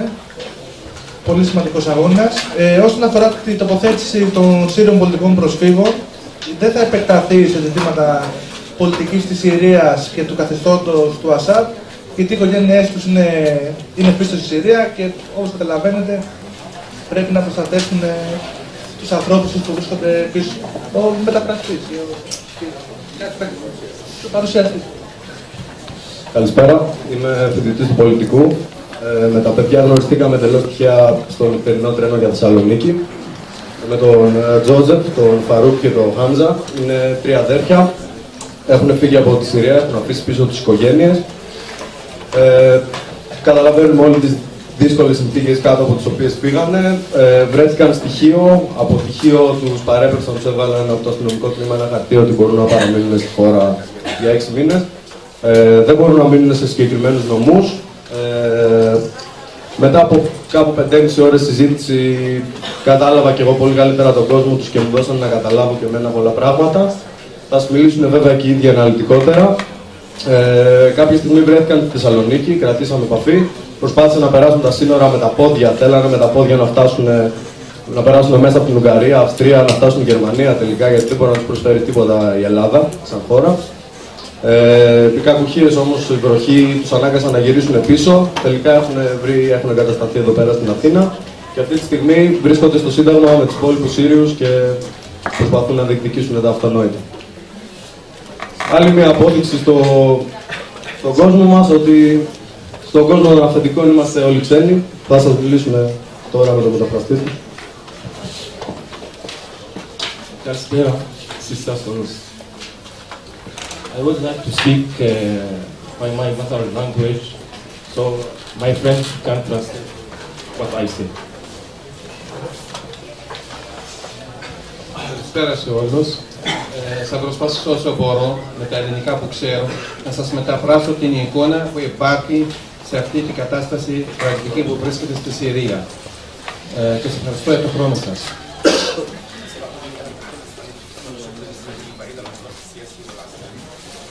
Θα μου επιτρέπετε να σας μιλήσω μακριά από τις πολιτικές καταστάσεις και να σας προσφέρω η ανθρωπική πλευρά της κατάστασης που βρίσκεται αυτή τη στιγμή δικό μας λαού στη Συρία. Έχουμε ένα πολιτισμό που είναι εδώ και 8.000 χρόνια. Ζει την πολιτεία και τον πολιτισμό σε πολύ αξιοπρέπεια ζωή.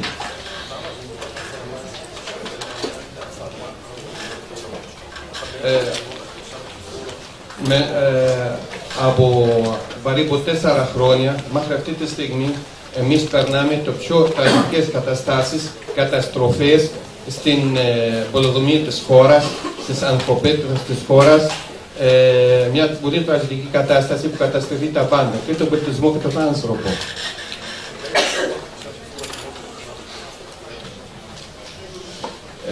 Δεν θα μας χωράει ο χρόνος για να σας μεταφράσουμε πόσο είναι η μεγάλη καταστροφή που ζει αυτή τη χώρα μέσα σε αυτή τη μεγάλη κόλαση που έχει πέσει μέχρι αυτή τη στιγμή.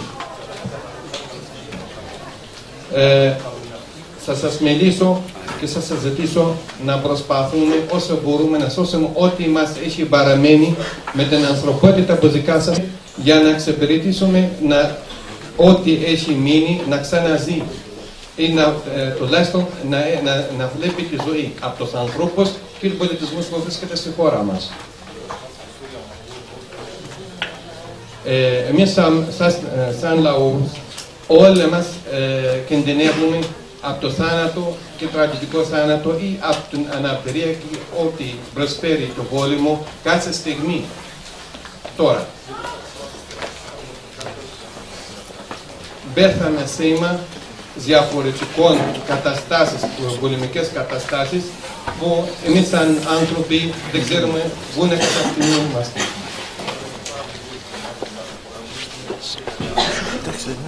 Όποιος μπορούσε και βγήκε από αυτή τη κόλαση και αυτό το βάσανο και τα καταστροφή και έφτασε μέχρι αυτό το σημείο που βρισκόμαστε εμείς αυτή τη στιγμή, δεν έρχεται εδώ για να κάνει τουριστικούς περασμούς. Εμείς βρισκόμαστε εδώ, περνάγαμε το θάνατο μέσα στις θάλασσες και στις διαφορετικές καταστάσεις για να σώσουμε ό,τι μας έχει μείνει από τις γονείς, παιδιά, γυναίκες, πατέρα, μάνα, αδέρφη.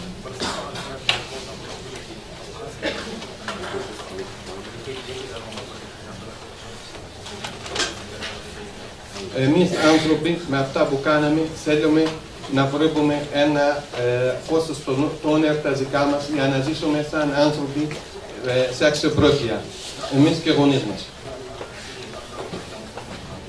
Όχι να μείνουμε σε ένα φυλακή που ονομάζεται νόμος που φτιάχνεται από τους ανθρώπους που μας κλείνει και δεν μας σώσει τις δικές μας γονείς που κινδυνεύουν κάθε στιγμή από το θάνατο και την καταστροφή που βρίσκεται σε εμάς. Ο νόμος σε όποια στιγμή βρίσκεται, οι άνθρωποι το φτιάχνουν, όχι για να τάψουν τα θύματα, όμως για να σώσουν τους άνθρωπους και να το φτιάχνουν προς πιο καλύτερη ζωή. Είμαστε πολιτισμένοι άνθρωποι, δεν είμαστε ό,τι ζητιάνες, ό,τι τρομοκράτες, ό,τι κακοί άνθρωποι. Είμαστε πολιτισμένοι άνθρωποι που βάλάμε μέσα μας τον πολιτισμό, τη μόρφωση. Είμαστε από τα πανεπιστήμια, γιατροί, δικηγόροι, από τις διαφορετικές κοινότητες που βρίσκεται στη Συρία και θέλουμε να ζήσουμε σαν ανθρώπους, όπως αξίζουμε σαν άνθρωποι.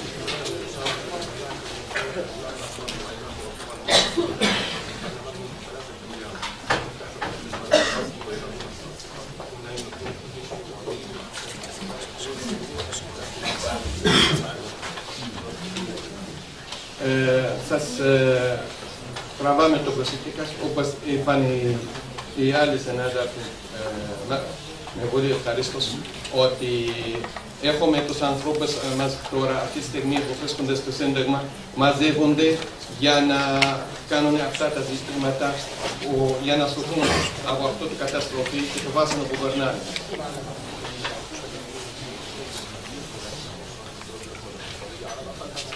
Ξέρουμε ότι η ελληνική κοινότητα και κράτος επιφέρει αυτή τη στιγμή από τις διάφορες οικονομικές καταστάσεις. Εμείς δεν θέλουμε να είμαστε βάρος σε αυτή τη χώρα. Δώστε μας την ευκαιρία να πάμε να ζήσουμε εκεί σε αυτούς που μας προσφέρουν μια καλύτερη ζωή για μας ή αξιοπρεπία ζωή.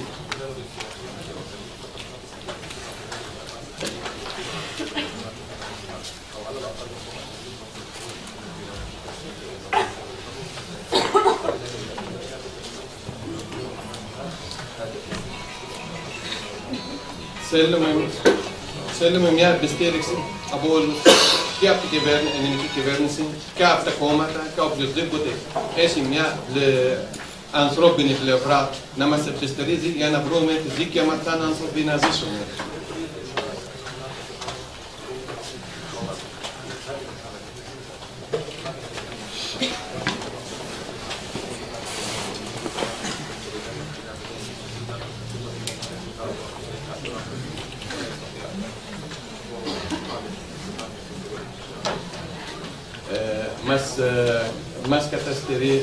Μας καταστερεί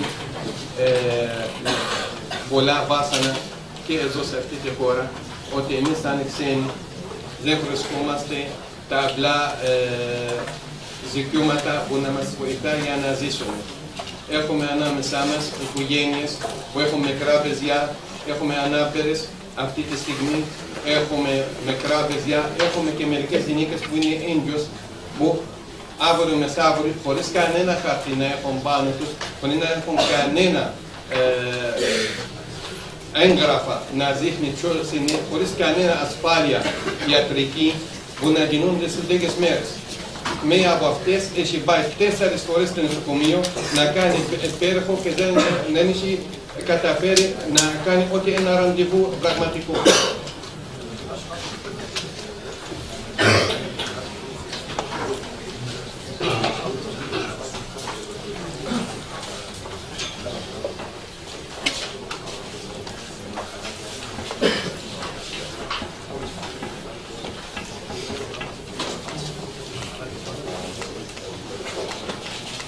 αν έχετε ακολουθεί, οπωσδήποτε σίγουρα έχετε ακολουθεί την ενημέρωση, ότι μερικοί από εμάς έχουν φτάσει στην απελπισία που σκάσανε μέσα στα σύνορα, μέσα στις θάλασσες και μερικοί πεθάνουν. Αυτή τη στιγμή που βρισκόμαστε εδώ, πίσω κάθε ένας από εμάς υπάρχει οικογένειες, μικρά παιδιά ή γονείς. Εμείς όσα αργούμε, αυτοί πλησιάζουν το θάνατο και ξέρουμε σε ποια στιγμή και ποια λεπτό να πέσει πάνω τους μια βόμβα ή κανένα έγκλημα να τους καθαρίσει.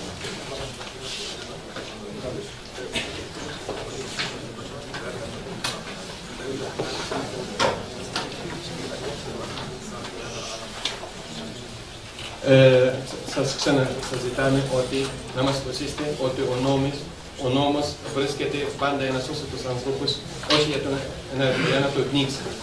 Σας ζητάμε την επιστρέψή σας για να βρούμε το δικαίωμά μας και σας ευχαριστώ πολύ για όλους.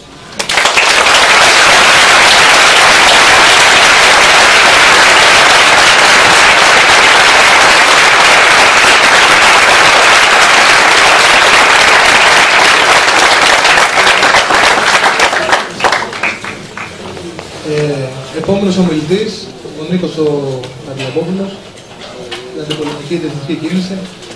Τώρα με ποια ιδιότητα μιλάει ακριβώς, του διοκούμενου, του Ιωνίδη, διοκόμενου.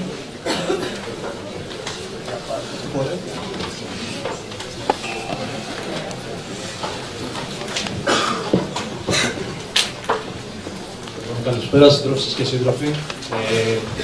Έρχομαι εδώ εκπροσωπώντας την αντιπολεμική διεθνιστική κίνηση που μαζί με την Επιτροπή Αλληλεγγύης στρατευμένη με το δίκτυο Σπάρτακος καλείται τον τελευταίο καιρό να αντιμετωπίσει τρεις, και δεν ξέρουμε πόσους ακολουθούν, διώξεις του κρατικού μηχανισμού, όπου στελέχη της στρατιωτικής ηγεσίας, αντισυνταγματάρχες, ταξίαρχοι, αμφιπολοφαγοί, μαζί με στελέχη των σχολών του στρατού, των ενόπλων δυνάμεων, μυστικές υπηρεσίες και τη δίωξη ηλεκτρονικού εγκλήματος συνεργάζονται για να αποτελέσουν τη συνέχεια των διώξεων των συλλογικοτήτων υπεράσπισης των δικαιωμάτων των στρατευμένων και του κινήματος μέσα και έξω από το στρατό, των επίσημων και ανεπίσημων αυτών διώξεων.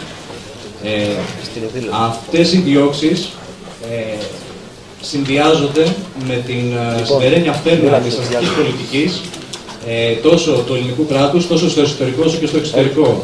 Την ίδια ώρα που ο Βενιζέλος πηγαίνει πρώτος εκ μέρους της Ευρωπαϊκής Ένωσης να συγχαρεί την κυβέρνηση Ποροσέγκο στην Ουκρανία που διεξάγει τη βάρβαρη αντιτρομοκρατική εκστρατεία της κατά των εξεγερμένων στα Ανατολικά και να της δείξει πώς εφαρμόζεται το μήνυμα πολιτικών της Ευρωπαϊκής Ένωσης του Δουνουτού και όλων των μέτρων καπιταλιστικής αναδιάρθρωσης, με όρους γενοκτονίας ή με όρους κοινωνικής καταστροφής, την ίδια ώρα που η κυβέρνηση κάνει τσαπουκάδες και πολεμικούς τυχοδιοκτισμούς, προσπαθώντας να επιβεβαιώσει τον ηγεμονικό της ρόλο στα Βαλκάνια, την Ανατολική Μεσόγειο, τη Μέση Ανατολή και τη Βόρεια Αφρική, με ανίερες συμμαχίες με το Ισραήλ, την Ευρωπαϊκή Ένωση, το ΝΑΤΟ και όλους τους διεθνείς μηχανισμούς, την ίδια ώρα αυτή η κυβέρνηση Πασόκ Νέα Δημοκρατίας, ως κατεξοχήν εκπρόσωπος του κρατικού μηχανισμού και της συνέχειάς του, που την υπόσχονται και άλλοι, συνεχίζει μάλλον αυτή την πολιτική που είχε περιγράψει ο Σαμαράς το 2012 με το που έγινε η κυβέρνηση, έτσι να μας κατεβάσει τις κουκούλες, έτσι να μας μετατρέψει όλους σε έναν διαρκή εσωτερικό εχθρό, να επιβάλλει πάνω μας όλο το μείγμα των βάρβαρων πολιτικών εξόντωσης του κόσμου της κοινωνικής πλειοψηφίας και της εργασίας. Από αυτή την άποψη όμως και παρά αυτές τις διώξεις, εμείς δεν τρομάζουμε και δεν τρομάζουμε γιατί ερχόμαστε σε αυτή τη συζήτηση σήμερα με κεκτημένο τη μεγαλειώδη πορεία του Πολυτεχνείου, ασχέτως αν αυτή συνοδεύεται με τους προβληματισμούς της τρομακτικής κρατικής καταστολής και του τρόπου με τον οποίο επιβλήθηκε και επιβάλλεται στο κίνημα, με την μετατροπή του φοιτητικού κινήματος σε κέντρο του δημόσιου διαλόγου, της σύγκρουσης, με χαρακτηριστικά από τα παλιά, απέναντι στην κυβερνητική πολιτική, και με ένα φοιτητικό κίνημα που ακριβώς λόγω αυτής της βάρβαρης κρατικής πολιτικής που αντιμετωπίζει, καλείται Και όντως επιλέγει, και σήμερα είναι μια τέτοια στιγμή, να βρει πρωτότυπες μορφές οργάνωσης και συγκρότησής του, να βρει πρωτότυπες μορφές συγκρότησής του και συνάντησής του με τα υπόλοιπα κινήματα, με τον κόσμο της εργασίας και πάει λέγοντας. Για μας υπάρχει ένα νήμα που συνδέει αυτή την βάρβαρη κρατική πολιτική και εμφανίζεται με πολύ συγκεκριμένα παραδείγματα. Από τους Σύριους πρόσφυγες που απειλούνται με επαναπροώθηση σε μια κατάσταση διάλυσης στη χώρα τους, για την οποία είναι συνυπεύθυνη και η ελληνική κυβέρνηση με όλους τους μηχανισμούς που συμμετέχει και τις υπεριαλιστικές εκστρατείες. Από τους αγωνιστές του ΤΕΤΣΚΑΠΕΣΕ που διώκονται με το κεκτημένο μιας δεκαετίας αντιτρομοκρατικών νόμων διεθνών, ευρωπαϊκών και ελληνικών, ως τις διώξεις αντιπολεμικής διεθνιστικής κίνησης, όπου, όπως περιέγραψα και πριν, μυστικές υπηρεσίες, η δίωξη ηλεκτρονικού εγκλήματος και μπροστάριδες, ο ναζιστικός και φασιστικός βραχίωνας του κράτους ως επίσημος υλομιλητής του συνταγματικού τόξου σήμερα, συνδέονται με μια σειρά από άλλες καταστάσεις. Αυτές οι καταστάσεις είναι οι συνεχείς και επαναλαμβανόμενες διώξεις συνδικαλιστών και αγωνιστών του εργατικού κινήματος, δασκάλων, καθηγητών, εργαζόμενων σε καταλήψεις εργοστασίων, σε απεργίες και πάει λέγοντας, συνδέονται με τις φυλακίσεις και τις εξοντωτικές ποινές σε αγωνιστές των κοινωνικών κινημάτων, του εργατικού κινήματος κτλ. Συνδέονται με την παραδειγματική τιμωρία που επιλέγει το κράτος απέναντι στο Ρωμανό, όπως το περιέγραψε και ο σύντροφος πριν, συνδέονται με την εξάλληψη κάθε ανθρώπινου χαρακτηριστικού με όρους στρατοπέδων συγκέντρωσης στο πιο εκμεταλλευόμενο, στο πιο σκληρά εκμεταλλευόμενο κομμάτι της εργατικής τάξης, τους μετανάστες σήμερα. Υπό αυτή την οπτική, η ολοκλήρωση του δικαστικού συστήματος ως αιχμή της κρατικής πολιτικής, η σύγκληση και η κοινή δράση στρατού και αστυνομίας, το κράτος έκτακτης ανάγκης μέσα και έξω από το κοινοβούλιο, μέσα και έξω από τα σύνορα της χώρας, τα δόγματα μηδενικής ανοχής, άμυνας, ασφάλειας και ελέγχου, η αφαίρεση, όπως είπα και πριν, κάθε ανθρώπινου χαρακτηριστικού και η σκληρή εξοντωτική δίωξη, κυρίως των μεταναστών, ως το πιο εκμεταλλευόμενο κομμάτι της τάξης, προσυδειάζει συνολικά στην κρατική πολιτική και στα μέτρα του κεφαλαίου σήμερα, που είναι αναγκαία για την αναπαραγωγή του εις βάρος της κοινωνίας. Σε αυτή την πολιτική, η νεολαία και το προλεταριάτο καλούνται να γίνουν αναλώσιμο υλικό μιας πολεμικής μηχανής εντός και εκτός συνόρων. Από το σχολείο κάτεργο, όπως διαμορφώνεται, με τον Λυκειάρχη Λοχεία, στο Πανεπιστήμιο επιχείρηση και φυλακή ταυτόχρονα, με τον Πρίτανη Φορτσάκη, στο στρατό των αυτοκτονιών, των ατυχημάτων, των δολοφονιών, παύλα θανάτων και ατυχημάτων, με τον συνταγματάρχη, δημιουργούν μια απολύτικη κοινωνία διαβίου ωφελούμενων και αντικειμένων κρατικής φιλανθρωπίας, άβουλων εθελοντών των εθνικών μεγάλων ιδεών μέσα και έξω από τα σύνορα. Απέναντι σε αυτό, καλείται το κίνημα και εμείς εδώ πέρα που συναντιόμαστε ως ασύμμετρες απειλές για την κυβέρνηση και τον κρατικό μηχανισμό, να απαντήσουμε συνολικά. Από αυτή την άποψη, και για να μην σπαταλάω το χρόνο σας, θεωρούμε ότι μέσα από τη συζήτηση σήμερα και την όσμωση αγωνιστών σε διαφορετικά πεδία της ταξικής πάλης, καλούμαστε να βγάλουμε συμπεράσματα και καλούμαστε να προχωρήσουμε σε πρωτοβουλίες που θα δοκιμάσουν νέες μορφές συγκρότησης του κόσμου της εργασίας, του κόσμου της κοινωνικής πλειοψηφίας, του κόσμου που αγωνίζεται απέναντι συνολικά σε αυτή την κρατική πολιτική και την καταστολή της. Από αυτή την άποψη θεωρούμε ότι από εδώ πρέπει να βγει,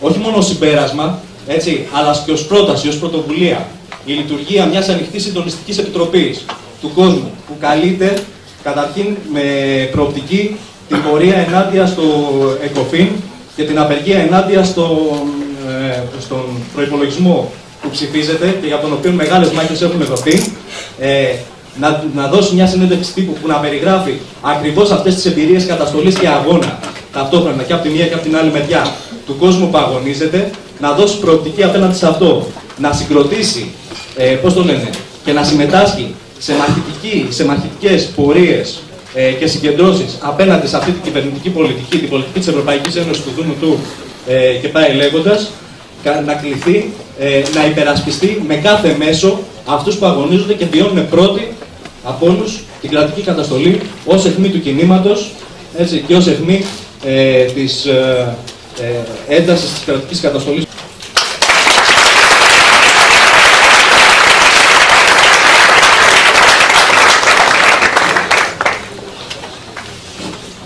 Επόμενη ομιλήτρια είναι η δικηγόρος Αντωνία Λεγάκη. Και κάνουμε και μια παράκληση με τον χρόνο να τηρείτε το 5 λεπτό. Εδώ στοιχεία πριν από μένα αυτή η παράκληση. Λοιπόν, για να... με το φόβο ότι μπορεί να χρειαστεί να κόψω την τοποθέτησή μου λόγω χρόνου, θα ξεκινήσω με το συμπέρασμα για το οποίο θα προσπαθήσω να υποστηρίξω στη διάρκεια της τοποθέτησης.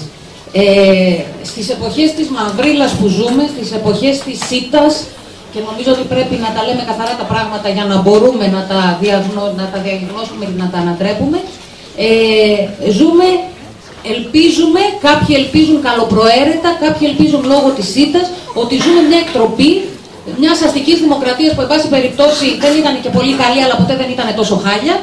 Μια εκτροπή που μπορεί μέσα από μια διαδικασία επιμέρους ρήξεων, κοινοβουλευτικών διαδικασιών, διαφόρων, εν πάση περιπτώσει, γύρω-γύρω από τα πράγματα, προτάσεων, γόνιμων και θετικών και όπως αλλιώς πείτε το, επιμέρους ζητημάτων, θα μπορούσε να επανέλθει.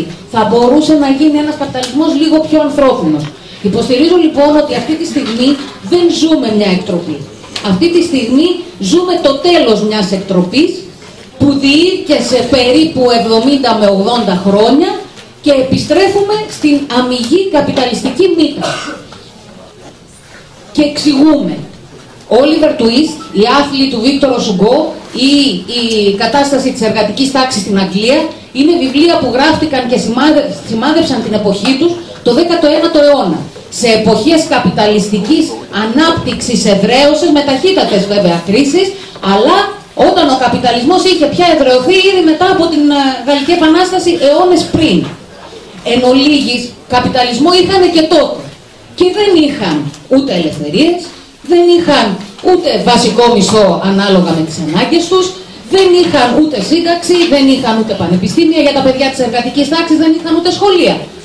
Οι δικοί μου οι μπαμπάδες δεν πήγανε στο γυμνάσιο. Γιατί άραγε αυτά δεν ήταν καπιταλισμός? Πότε άρχισε λοιπόν η αστική δημοκρατία να έχει κάποια χαρακτηριστικά που συνάδουν με αυτό που εμείς τελικά τις έχουμε αποδώσει? Με το αστικοφιλελεύθερο χαρακτηριστικό. Πότε άρχισε να τα έχει? Ήδη μετά από τον Πρώτο Παγκόσμιο Πόλεμο, όταν άρχισαν οι μεγάλες τις αμφισβητήσεις. Μετά την Οκτωβριανή Επανάσταση που ακολουθήθηκε από τη Γερμανική, για να συνεχίσουμε στο Δεύτερο Παγκόσμιο, για να συνεχίσουμε μετά τις εποχές της καπιταλιστικής ανάπτυξης στο Μάη του 1968 με τα τεράστια εργατικά κινήματα σε ολόκληρο τον κόσμο, να συνεχίσει μέχρι τη στιγμή από το 89 και μετά που γίνεται αυτή η ανατροπή. Δεν υποστηρίζω, τώρα το κλείνω και σας τα λέω συμπερασματικά, δεν υποστηρίζω σε καμία περίπτωση τον υπαρκτό, κατ' εμέ ανύπαρκτο σοσιαλισμό που ήταν κατά τη γνώμη μας κρατικός καπιταλισμός, που όμως απελευθέρωσε ολόκληρες τις δυνάμεις της καπιταλιστικής ανάπτυξης από την απειλή ποιου? Όχι της Σοβιετικής Ένωσης. Από την απειλή της εργατικής τάξης, συγκροτημένης ως τάξη, ικανής να απειλήσει συνολικά την εξουσία του. Σήμερα λοιπόν, μετά από 20 χρόνια, ζούμε στην εποχή που στο κομμάτι της εργασίας μας τάζουν εργασία με μόρια και που ανακαλύπτουμε ότι σε ολόκληρο τον κόσμο, έχει δεν έχει μνημόνια, υπάρχουν 36 εκατομμύρια δούλοι, εκατοντάδες χιλιάδες, ίσως και εκατομμύρια από αυτά είναι μικρά παιδιά, όχι απλώς ανήλικα, από 5 και πάνω. Στο κομμάτι της μόρφωσης, στο σχολείο της πρωτοβάθμιας εκπαίδευσης και της δευτεροβάθμιας, έχουμε μια ταχύτατη απομόρφωση της εργατικής τάξης, με όλες αυτές τις νέες ρυθμίσεις για το σχολείο. Έχουμε ένα μήνυμα που λέει ότι τα παιδιά της εργατικής τάξης δεν χρειάζονται όλα. Η επιστήμη και η τεχνολογία, την οποία έχουν καρποθεί αποκλειστικά οι εταιρείες και το κεφάλαιο, επιταχύνει την κερδοφορία, χρειάζονται λίγοι και με συγκεκριμένους όρους και με συγκεκριμένα μυαλά και με συγκεκριμένους τρόπους. Και στο πανεπιστήμιο αυτοί οι λίγοι που θα έρθουν από το σχολείο θα πρέπει να λειτουργήσουν ολοκληρωμένα ως μηχανές παραγωγής κέρδους. Ένα ολόκληρο πανεπιστήμιο συνδεδεμένο απολύτως στην παραγωγή κέρδους, είτε συλλογικά για τις εταιρείες, είτε και συγκεκριμένα κατά μονάδες εταιρείες. Ταυτόχρονα φυσικά έχουμε και τη βίαιη επιστροφή από την εργατική τάξη τμήματων τμήματων πλούτου που είχε πάρει για την αναπαραγωγή της εργατικής της δύναμης, τα σπίτια που τις παίρνουν πίσω, τις συντάξεις, τα ζητήματα πρόνοιας, της υγείας κτλ. Είναι μια τεράστια πίεση προς τον Τόμ Σόγερ, προς τους αθλίους, προς τις παρακουπόλεις, προς μια εργατική τάξη ενός υγιούς καπιταλισμού.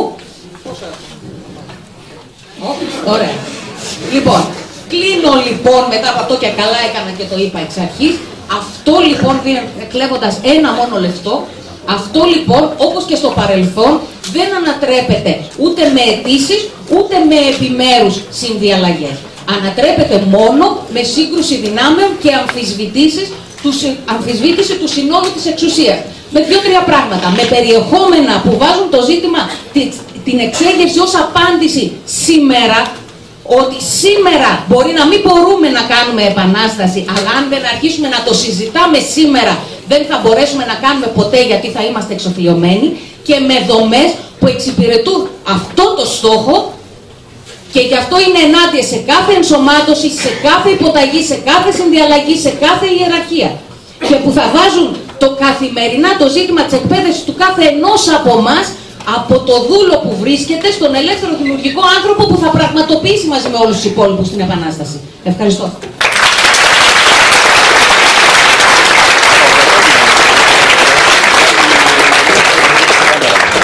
Επόμενος ομιλητής, ο Πέτρος Κωνσταντίνου, μέλος της ΚΕΡΚΑ.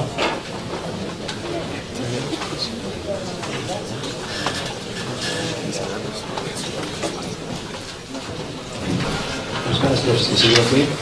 Νομίζω ότι είναι μια εξαιρετική στιγμή για το κίνημά μας, το ότι βρισκόμαστε όλοι μαζί μέσα στην συγκεκριμένη δυναμική, μετά την παταγώδη ήττα της κυβέρνησης και του Φορτσάκη, να βάλουμε χέρι σε έναν από τους πιο ιστορικούς φοιτητικούς συλλόγους αυτής της χώρας, που είναι ο Σύλλογος Φοιτητών της Νομικής. Είναι ο σύλλογος πάνω στον οποίο στηρίχθηκε όλος ο αγώνας κατά της δικτατορίας, για να δημιουργηθούν οι φοιτητικοί σύλλογοι. Από εδώ ξεκίνησε αυτό το μικρόβιο, και χρόνια τώρα ολόκληρα νομίζουν διάφοροι που κυβερνάνε ότι μπορούν να διαλύσουν αυτούς τους φοιτητικούς συλλόγους και αυτό το φοιτητικό κίνημα. Αποδείχθηκε ότι ήταν πέρα ανοιχτωμένοι. Και νομίζω ότι η απάντηση που έδωσε το φοιτητικό κίνημα είναι μια απάντηση που βοηθάει και τα υπόλοιπα κομμάτια, και τους εργαζόμενους της ΕΡΤ, και τις καθαρίστριες, και τους πολιτικούς φύλακες, και όλους όσους είναι αγανακτισμένοι με αυτή την κυβέρνηση, να δώσουν μια διαφορετική απάντηση για τα θέματα της δημοκρατίας και των δημοκρατικών ελευθεριών. Κατά την άποψή μου υπάρχουν δύο δρόμοι να το αντιμετωπίσεις. Ο ένας είναι ο κοινοβουλευτικός και ο άλλος είναι ο επαναστατικός δρόμος. Ο κοινοβουλευτικός δρόμος λέει ότι χωράμε μέσα στην Ευρωπαϊκή Ένωση με τα δικαιώματα που μας έχει δώσει σε αυτή την περίοδο της κρίσης. Κουτσουρεμένες ελευθερίες, δεν υπάρχει το δικαίωμα στη δουλειά, ρατσιστική Ευρώπη φρούριο κατά το μεταναστών με τα στρατόπεδα συγκέντρωσης. Είναι η δημοκρατία τους που λέει ότι ξεχάστε τα συνδικάτα, και είναι η επόμενη επίθεση η οποία μας έχουν. Είναι ότι δεν μπορείς να διαδηλώνεις, είναι ότι δεν μπορείς να σκέφτεσαι καν ελεύθερα, και γι' αυτό η ΕΡΤ δεν μπορεί να είναι στα χέρια των εργαζόμενων που την είχαν καταλάβει, αλλά πρέπει να περάσει στην ΕΡΤ. Λοιπόν, το πλαίσιο του πώς το αντιμετωπίζεις αυτό, υπάρχει πρόταση που λέει ότι, ξέρετε, μια νέα κυβέρνηση με μια ανατροπή όλης αυτής της προσπάθειας που έγινε μπορεί να ανοίξει ένα διαφορετικό δρόμο. Η άποψή μου είναι ότι αν επαναπαυθούμε σε αυτό, αν αναστείλουμε τους αγώνες μας, αν δεν κλιμακώσουμε τα αιτήματά μας αυτή τη στιγμή και δεν περάσουμε στην επίθεση για να ξυλώσουμε μηχανισμούς, και όχι να ξυλώσουμε μηχανισμούς όταν θα έρθει η άλλη κυβέρνηση, θα έχουμε αφήσει την προσπάθεια στα μισά του δρόμου. Η υπόθεση Φορτσάκη είναι ένα πολύ καλό παράδειγμα. Τι είναι ο Φορτσάκης? Είναι η κορυφή και οργανικό μέρος ενός αστικού κράτους που την δημοκρατία την έχει όχι απλά καταπατήσει, τη συχαίνεται, τη μισεί. Ο θεσμοποιημένος ρατσισμός, ξέρουμε τι σήμαινε στη Μανολάδα, τι σημαίνει στην Αμυγδαλέζα, τι σημαίνει σε όλα αυτά τα πράγματα. Θα βάλουμε χέρι σε αυτό το αστικό κράτος που από τη φύση του καταπατάει τις δημοκρατίες. Αυτό δεν πρόκειται να γίνει με το αν διορίσεις έναν πιο δημοκράτη Πρίτανη. Θα γίνει μόνο με το αν οι άνθρωποι που είναι μέσα στην εκπαίδευση, οι εργαζόμενοι, οι διοικητικοί υπάλληλοι, οι πανεπιστημιακοί που είναι με τα κινήματα και όχι αυτοί που είναι με τις κορυφές της ακαδημαϊκής ιεραρχίας και αναπαράγουν τις κυβερνήσεις, τα υπουργεία, τους διοικητές των εταιριών, μόνο όταν αυτοί ελέγχουν μπορούμε να έχουμε διαφορετική διέξοδο. Και αυτή η εικόνα πρέπει να γενικευτεί παντού. Όπως οι εργαζόμενοι της ΕΡΤ είπαν ότι εμείς θα δώσουμε πληροφόρηση, χρειάζεται να δούμε το ότι η κατάρτιση της δημοκρατίας θα περάσει σε κάθε χώρο μέσα από τη συλλογικότητα των ίδιων των εργαζόμενων και του κόσμου που παλεύει για να τους ξυλώσουμε. Όταν λέμε ανατροπή με τον επαναστατικό δρόμο, εννοούμε το ότι με τις απεργίες και τις καταλήψεις αρχίζουμε και ελέγχουμε τους χώρους δουλειάς. Ελέγχουμε τα πανεπιστήμια για να μπορούμε να έχουμε τα καλύτερα ορμητήρια ώστε να μην μπορεί η αστυνομία να ελέγχει τους δρόμους. Αυτό που έγινε με το Πολυτεχνείο είναι ένα πολύ καλό παράδειγμα. Ήταν μια κυβέρνηση πανικόβλητη που έστειλε χιλιάδες ΜΑΤ. Τόσες χιλιάδες ΜΑΤ, ομολογώ, έχουμε πολλά χρόνια να πούμε σε πορεία Πολυτεχνείου. Και τους παλιότερους θυμίζει το 80, όταν δολοφονήθηκε ο Κουμής και η Κανελοπούλου. Κι όμως, το τι μπορέσανε να κάνουν στην προσπάθεια να τρομοκρατήσουν και να ψωγυρίσουν έναν κόσμο, ίσα-ίσα αυτό γύρισε μπούμερανγκ. Λοιπόν, υπάρχει δύναμη αυτή τη στιγμή για να πούμε το ότι θα κατακτήσουμε τις δημοκρατικές μας ελευθερίες. Και οι δημοκρατικές ελευθερίες πάνω απ' όλα σημαίνει μέσα στον χώρο εργασίας. Το κεφάλαιο δεν αφήνει ποτέ να υπάρχει δημοκρατία μέσα στον χώρο δουλειάς. Δεν γίνονται ποτέ εκλογές για το ποιος έχει τον έλεγχο σε ένα τόπο δουλειάς. Αντίθετα, υπάρχει ένας πόλεμος. Λοιπόν, εμείς θέλουμε και οραματιζόμαστε μια κοινωνία που η δημοκρατία περνάει παντού. Από το χώρο δουλειάς μέχρι παντού. Θέλουμε να ξυλώσουμε τα στρατόπεδα συγκέντρωσης. Το τι σημαίνει αυτό? Πάρα πολύ απλά. Πρέπει να απελευθερωθούν όλοι οι κρατούμενοι που βρίσκονται μέσα. Έτσι, σήμερα στις 5 η ώρα έγινε μια συμφωνία των κρατούμενων με την Ελλάς, η οποία λέει ότι θα απελευθερωθούν όλοι όσοι έχουν υπερβεί το 18μηνο. Οι κρατούμενοι θα έχουν κινητά τηλέφωνα μέσα στις φυλακές, θα υπάρχει ιατρική φροντίδα και πάει λέγοντας. Κάνανε ένα βήμα οι κρατούμενοι. Δεν θα ολοκληρώσουν το ξύλωμα της αμυγδαλέζας, παρόλο που πέρυσι τον Αύγουστο έγινε ένα σοβαρό βήμα όταν ισοπεδώσαν τη μισή αμυγδαλέζα. Το ζήτημα είναι το τι κάνουν οι απ' έξω. Τι κάνει και το φοιτητικό κίνημα και το εργατικό κίνημα. Χρειάζεται να υιοθετήσουμε αυτούς τους στόχους. Το στόχο της νομιμοποίησης όλων των μεταναστών, άσυλο όπως το ζητάνε τώρα οι Σύριοι πρόσφυγες, οι οποίοι λένε θέλω άσυλο και όχι να μου δώσει ένα χαρτί να με κλωβίσει στην Ελλάδα, στη ρατσιστική Ευρώπη φρούριο. Όλα αυτά τα αιτήματα χρειάζεται να τα διεκδικήσουμε όλοι μαζί. Και οι εργαζόμενοι και οι φοιτητές. Και ο συντονισμός θα προκύψει στη δράση. Στη Γενική Απεργία στις 27 θέλουμε να στείλουμε το μήνυμα της συνέχισης, της κλιμάκωσης. Και το αν καταφέρουμε να έχουμε ένα τόσο δυνατό κίνημα που με καταλήψεις και απεργίες ανατρέπει αυτή την κυβέρνηση, δεν θα μπορέσει κανένας ο οποίος θεωρεί τον εαυτό του το ότι έρχεται καβάλα σε αυτό το κίνημα να πάρει την κυβέρνηση, και εννοώ το ΣΥΡΙΖΑ, να μας πει ότι ξέρετε πρέπει να περιμένετε και για τα οικονομικά σας αιτήματα και για τη δουλειά και τη δημοκρατία και τις ελευθερίες. Εμείς θέλουμε να χτίσουμε ένα κίνημα ανατροπής και αυτό χτίζεται με τις καθημερινές εμπειρίες. Πολλές φορές είναι εμπειρίες πικρές, είναι καταστολές, είναι ανοιγμένα κεφάλια και σκισμένα πρόσωπα, αλλά το βάθος του ουρανού είναι πάντα κόκκινο, είναι τα κέρδη του 44 και θυμόμαστε ότι πρέπει τα όπλα να τα κατάβουμε και να τα παραδίδουμε.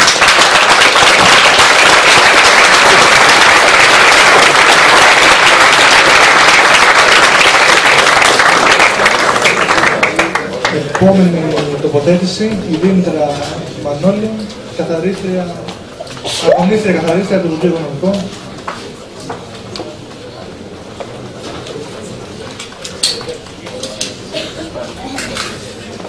Καλησπέρα και από μένα. Εμείς είμαστε απολυμμένες εδώ και 15 μήνες. Ένα πολύ δύσκολο συναίσθημα, το λέω πάρα πολύ συχνά, που δύο πράγματα μπορούν να μας συμβούν όταν το βιώνουμε. Ένα, να κάτσουμε στο καναπέ μας, να τον βουλιάξουμε και να μαλώνουμε με την τηλεόραση, και ένα, να βγούμε έξω και να αγωνιστούμε για αυτό που μας πήραν, τη δουλειά και την αξιοπρέπειά μας. 15 μήνες στο δρόμο και 200 μέρες στη σκηνή, βιώσαμε πάρα πολύ δύσκολα πράγματα. Στην αρχή ήταν πολύ περίεργα, ήταν σαν να μην υπήρχαμε. Όσο και να φωνάζαμε έξω από το Υπουργείο, όσο και να έβγαινε ο λαιμός μας από τις φωνές, ό,τι και να κάναμε ήταν σαν να ήμασταν αόρατες, σαν να μην υπήρχαμε. Όταν αυτοί που μας κυβερνούν καταλάβαν ότι με αυτόν τον τρόπο δεν θα μας κάνουν να λυγίσουμε και να γυρίσουμε στα σπίτια μας, αρχίσαν ένα άλλο τρόπο. Το να μας χλευάζουν και να μας κοροϊδεύουν, λέγοντάς μας διάφορα πράγματα. Δεν ξέρω τι να πρωτοθυμηθώ. Το ότι δεν λύνονται έτσι τα προβλήματα, πάρα πολλά τέτοια. Όταν λοιπόν πέρασε και αυτό το στάδιο και είδανε ότι ούτε και με αυτόν τον τρόπο θα μας κάνουν να πάμε στα σπίτια μας, τότε άρχισε το ξύλο. Άρχισε η βία, άρχισαν όλα αυτά που νομίζω ότι οι περισσότεροι από εσάς εδώ το βιώσατε τις τελευταίες μέρες ή και πιο παλιά στους αγώνες. Όταν δέχεσαι όλη αυτή τη βία και τη δέχεσαι γιατί αγωνίζεσαι να πάρεις πίσω τη ζωή σου, να πάρεις πίσω τη δουλειά σου, να πάρεις πίσω σου, γιατί θέλεις να ζήσεις, γιατί θέλεις να έχεις το κεφάλι σου ψηλά, τότε αυτό που υπερισχύει δεν είναι ο φόβος μπροστά σε όλους αυτούς τους ανθρώπους. Η φωτογραφία να χτυπιέται η συναδέλφισά μας πισόπλατα έχει γυρίσει σε όλο τον κόσμο. Χτυπηθήκαν τουλάχιστον 6-7 καθαρίστριες που έχουν πάει σε νοσοκομείο εννοώ, όχι με μόλοπες και τέτοια. Αυτές δεν νομίζω ότι υπάρχει καθαρίστρια που να μην έχει στο κορμί της σημάδι. Και δεν φτάνει όλο αυτό. Μας σύραν και στη Γαδά 5 από εμάς με κατηγορίες που μόνο γέλια μπορούν να προκαλέσουν. Ότι δηλαδή εμείς 50 και 60 χρονών γυναίκες δίναμε μία δημιουργία ματατζίδες. Το βιώσαμε και αυτό, ναι. Εκείνο που θέλω να πω ότι πέρα από τη βία που νιώσαμε και όλο αυτό το άσχημο συναίσθημα, όλο αυτό το διάστημα, έχουμε δεχτεί όμως και ένα πολύ μεγάλο αγαθό. Αυτό που λέμε αλληλεγγύη. Που μπορεί μέχρι πριν λίγο καιρό να μην ξέραμε καν τι είναι. Τώρα όμως το ξέρουμε πάρα πολύ καλά. Γι' αυτό προσπαθούμε μέσα από όλες αυτές τις δυσκολίες που περνάμε και βιώνουμε να το επιστρέψουμε πίσω. Δεν χρειάζεται να σας πω με ποιον τρόπο. Περισσότεροι το γνωρίζουμε. Πρέπει και αυτό να το έχουμε λίγο στο νου μας. Ότι πρέπει να βοηθάμε και να είμαστε αλληλέγγυοι σε ανθρώπους που αυτή τη στιγμή μπορούν να βιώνουν και πολύ χειρότερα πράγματα από εμάς. Όσο και να φωνάζει ένας κλάδος από μόνος του, όσο και να πολεμάει, ένα πράγμα έχω καταλάβει ότι δεν πρόκειται ποτέ να γίνει. Να ακουστεί τόσο που να μπορεί να αλλάξει τα πράγματα. Γι' αυτό λοιπόν όλοι μαζί, ενωμένοι, μπορεί η φωνή μας να γίνει πολύ δυνατή. Μα πάρα πολύ δυνατή. Τόσο πολύ που να την ακούσουν αυτοί που μας κυβερνάνε και να φοβηθούν. Γιατί θα φοβηθούν αν η φωνή μας είναι τόσο δυνατή. Και μόνο τότε εμείς θα πάρουμε πίσω τις δουλειές μας, την αξιοπρέπειά μας και τα όνειρά μας. Θέλω να πω για το φόβο ότι ακριβώς εκεί ποντάρουν στο δικό μας φόβο. Όσο εμείς φοβόμαστε και κάνουμε πίσω, τόσο εκείνοι γίνονται πιο δυνατοί. Θα πρέπει να τον πολεμήσουμε. Δεν μπορώ να πω ότι εγώ δεν φοβήθηκα όταν δεχόμασταν τις επιθέσεις από τα μάτια. Όμως το ένστικτο ότι αν υποχωρήσω στο φόβο θα χάσω τη δουλειά, την αξιοπρέπεια και τη ζωή, με κάνει να είμαι εκεί, όρθια μπροστά τους. Δεν θα τους φοβηθούμε λοιπόν και δεν πρέπει να τους φοβηθούμε. Γι' αυτό θα μου επιτρέψετε να τελειώσω με ένα σύνθημα που φωνάζουμε τον τελευταίο καιρό.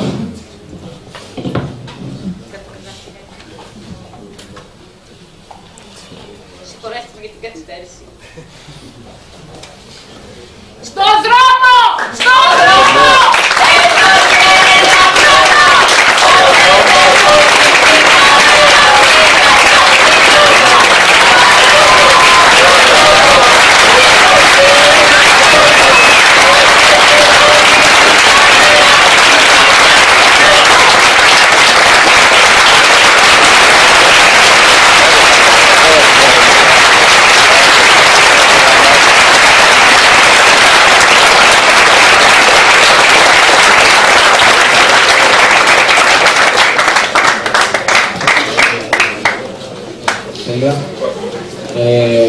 Επόμενος ομιλητής είναι ο Παναγιώτης Σωτήρης, μέλος της Εκτελεστικής Γραμματείας της ΠΟΣΔΕΠ.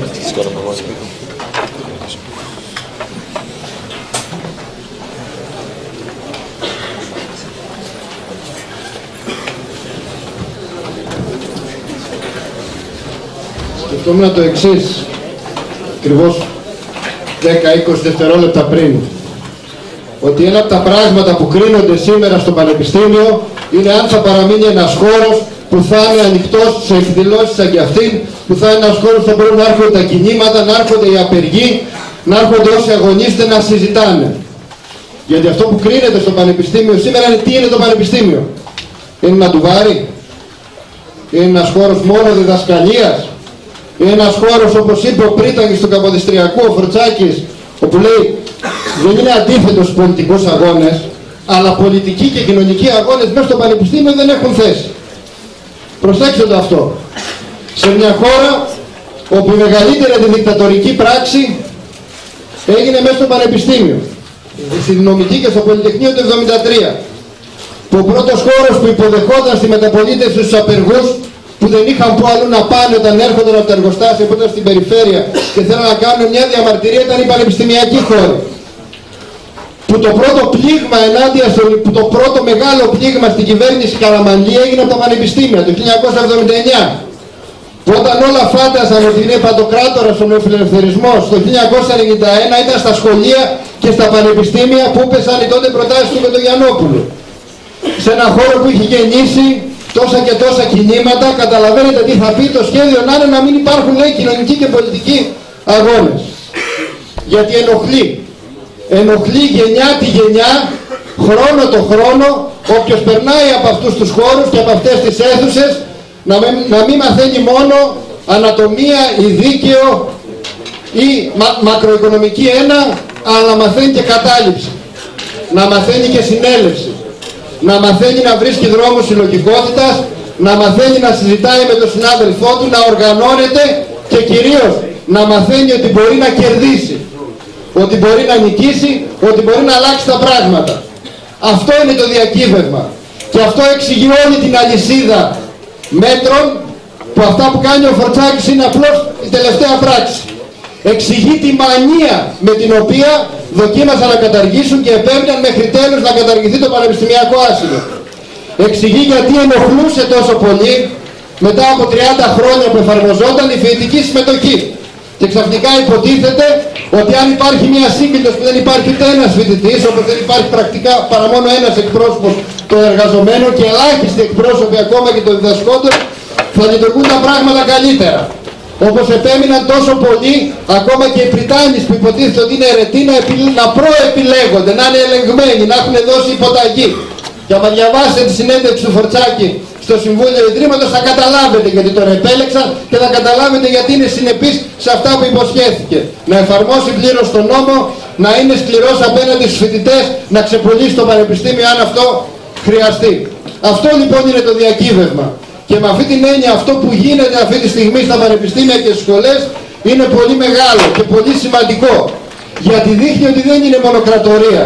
Δείχνει ότι δεν περνάει αυτό το κλίμα, δείχνει ότι υπάρχει αντίσταση, υπάρχει συλλογικότητα, ότι σπάει ο τσαμπουκάς και της κυβέρνησης και των μανδαρίνων που προσπαθούν να διοικήσουν τα πανεπιστήμια. Και με αυτή την έννοια αυτό είναι και η πρόκληση μπροστά μας. Να επιμείνουμε σε αυτό το δρόμο. να επιμείνουμε στη διεκδίκησή μας για να υπάρχει πραγματικά δημοκρατία μέσα στο πανεπιστήμιο. Δηλαδή να είναι το πανεπιστήμιο χώρος ανοιχτός, χώρος που θα γίνονται κινήματα, θα γίνονται συνελεύσεις, θα γίνονται καταλήψεις, δεν θα υπάρχει αδιαφάνεια, θα μπορεί να υπάρχει πραγματική ουσιαστική συμμετοχή, ενημέρωση και έλεγχος, γιατί διαφορετικά θα το πουλήσουν και δεν θα το καταλάβουμε κιόλας ότι αυτό το πράγμα έγινε. Και αν το κάνουμε αυτό, και αν μπορέσουμε να ψηλαφίσουμε διδάσκοντες, εργαζόμενοι και φοιτητές κοινούς τρόπους αντίστασης, όπως το κάναμε και ενάντια στα Συμβούλια Ιδρύματος και στο άρθρο 16, όπως το κάναμε και στο Σχέδιο Αθηνά, όπως το κάναμε και πέρσι στις μεγάλες κινητοποιήσεις ενάντια στη διαθεσιμότητα, δεν θα περάσει. Θα αποδειχτεί ότι όσο και αν προσπαθήσουν να τρομοκρατήσουν, όσο security και αν φέρουν, όσες απειλές για πειθαρχικά και ποινικές διώξεις και αν κάνουν, στο τέλος αυτό που θα νικήσει θα είναι το δίκαιο του αγώνα, γιατί αυτή είναι η πραγματική ιστορία του Πανεπιστημίου. Και να ξέρετε ότι μην έχετε την εικόνα ότι όλοι οι συνάδελφοί μου είναι σαν τους φορτσάκηδες. Δυστυχώς είναι αρκετοί έτσι. Τους ξέρετε, τους αντιπαθείτε, καλά κάνετε να τους αντιπαθείτε και αν μπορείτε να τους κάνετε και τη ζωή δύσκολη θα είναι χρήσιμο. Αλλά υπάρχουν και άλλοι αρκετοί που την έμπνευσή μας δεν την πήραμε από αυτούς που χειροκροτούσαν τον Παπαδόπουλο στη μεγάλη αίθουσα τελετών το 1967, αλλά την πήραμε από άλλους.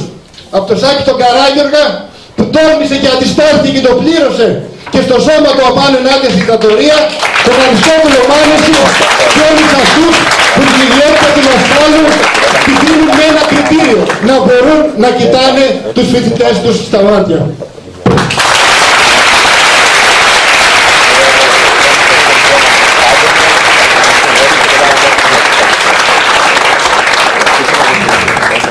Επόμενος ομιλητής, ο Γιώργος Γεωργής, μέλος του Λόγου Συνεργατικού της ΔΕΗ.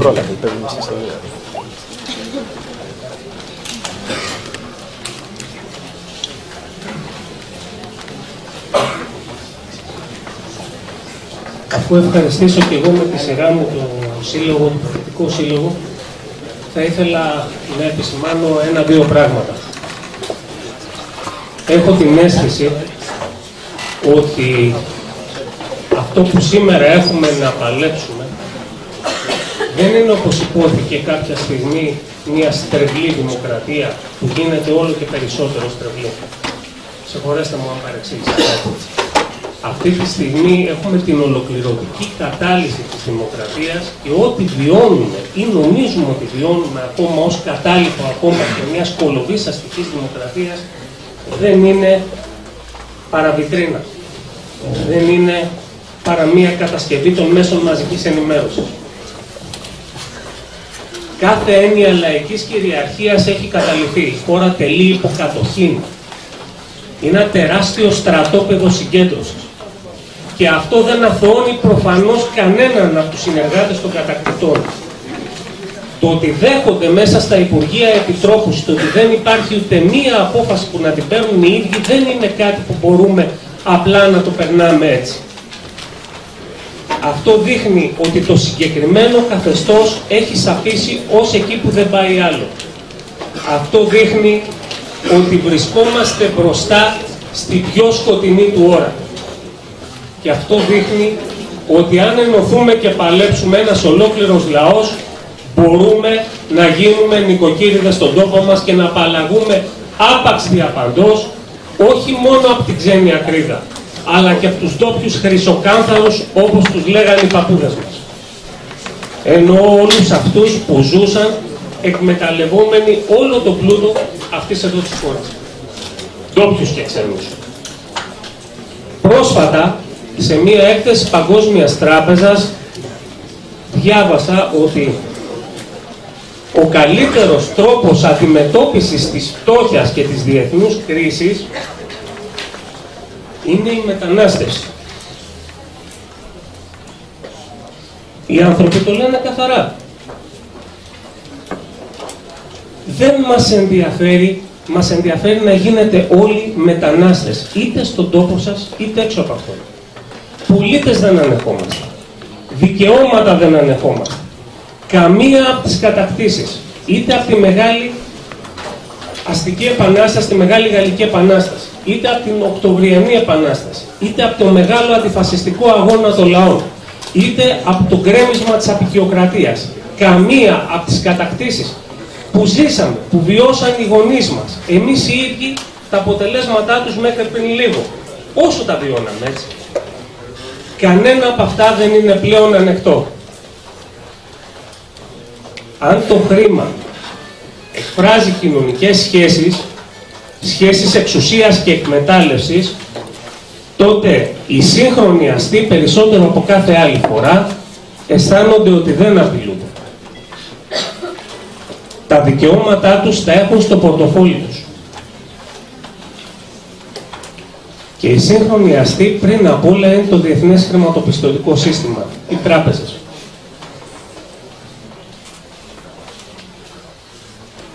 Και αυτό το διεθνές χρηματοπιστωτικό σύστημα αναγνωρίζει μόνο το περιουσιακό του στοιχείο είναι το χρέος. Και με βάση αυτό το χρέος αλυσοδένει χώρες και λαούς περισσότερο δυνατά από ό,τι οποιαδήποτε άλλη φορά στο παρελθόν.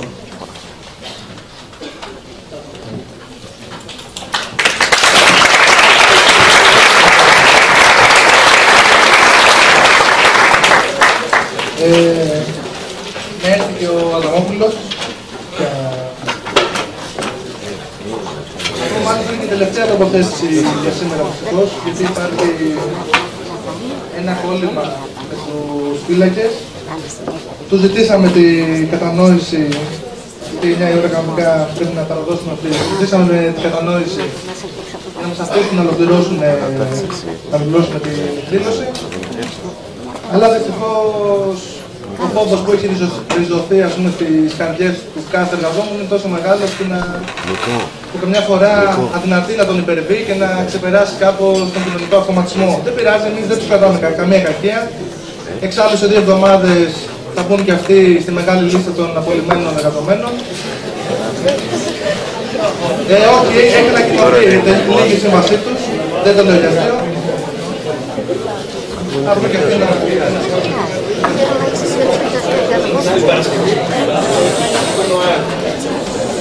Συναγωνιστές, νιώθω χαρά και ευχαριστώ πάρα πολύ το συντονιστικό της κατάληψης συνομικής.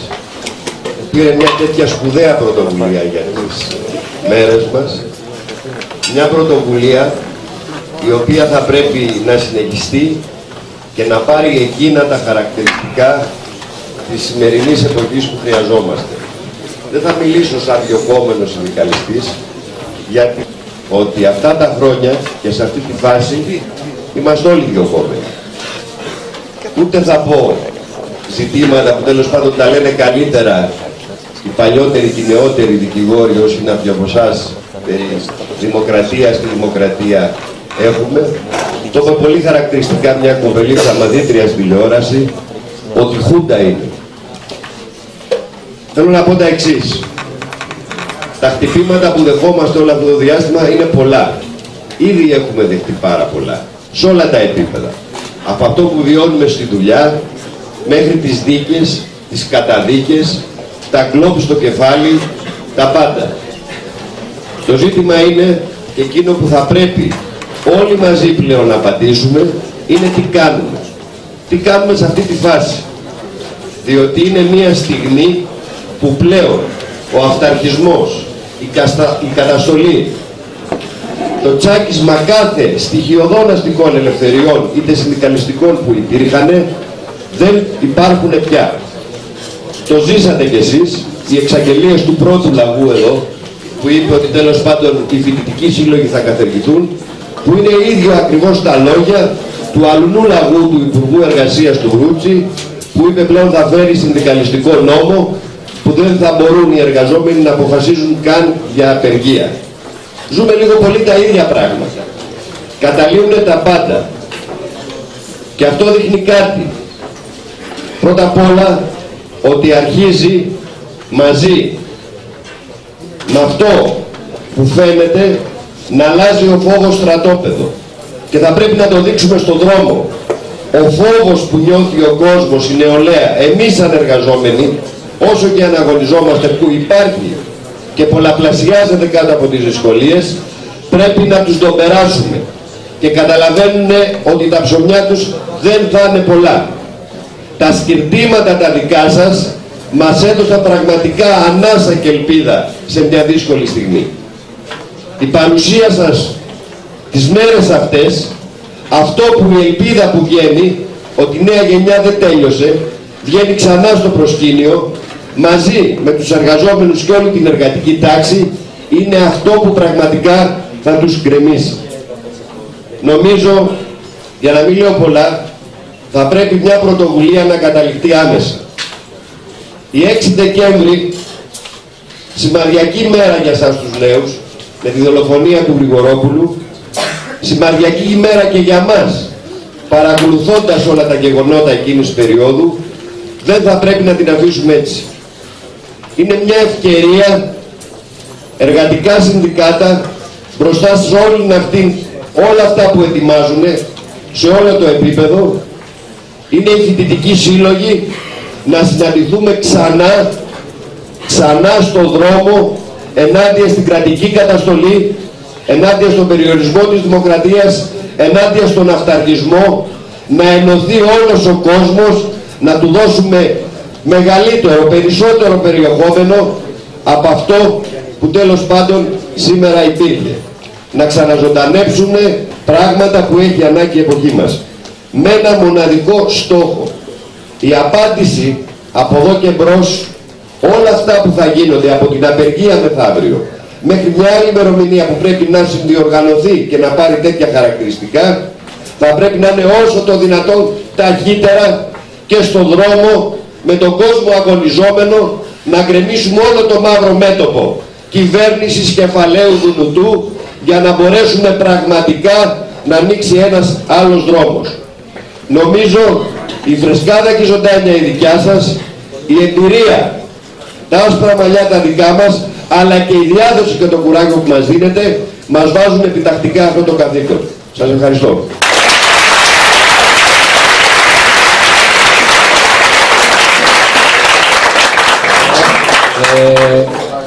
Επειδή βρίσκονται εδώ από την αρχή της συνέλευσης και έχουν καλύψει αυτό το γεγονός, ζήτησαν 1 λεπτό. Είναι η απολυμμένη της ΕΡΤ. Είναι η απολυμμένη της ΕΡΤ. Θέλουν να κάνουν ένα κάλυψη εδώ.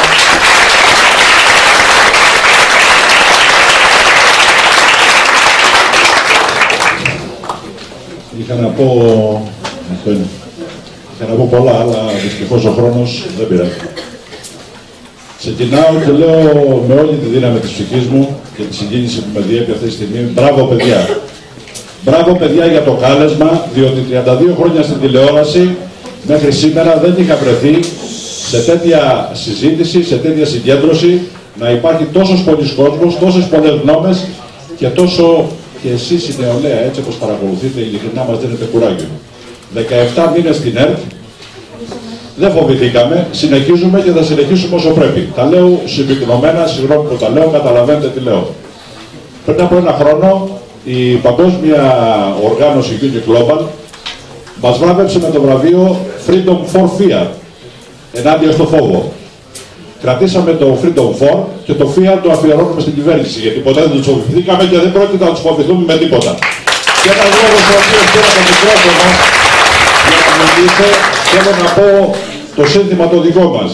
Και το λέω όπως ακριβώς θα το ακούσετε. Η ΕΡΤ είναι ανοιχτή, δεν έκλεισε ποτέ. Και είναι η φωνή του κάθε αγωνιστή. Και καλώ το καθέναν από εδώ μέσα, από τα μικρόφωνα του ερχόμενου οποιαδήποτε στιγμή, να πει οτιδήποτε θέλει την τοποθέτησή του. Γι' αυτό πήρα το μικρόφωνο, γιατί θέλω να σας καλέσω όλους, οποιαδήποτε στιγμή, ακριβώς απέναντι από το ραδιομέγαρο Μεσογείων 463, η ΕΡΤ είναι 24 ώρες ανοιχτή, το ΕΡΤ Open, η ΕΡΤ Open, και από εκεί μπορεί ο καθένας να πει τις θέσεις του. Και αυτή τη στιγμή αυτό το οποίο παράγουμε, αγαπητοί φίλοι και νέα παιδιά, απευθύνομαι σε εσάς, είναι, το παράγουμε, δεν υπόκειται σε οικονομικές δεσμεύσεις. Είναι η ευθύνη η οποία έχουμε απέναντι στην κοινωνία. Και γι' αυτό είναι πραγματικό αυτό το οποίο βγάλουμε. Σας ευχαριστώ πάρα πολύ.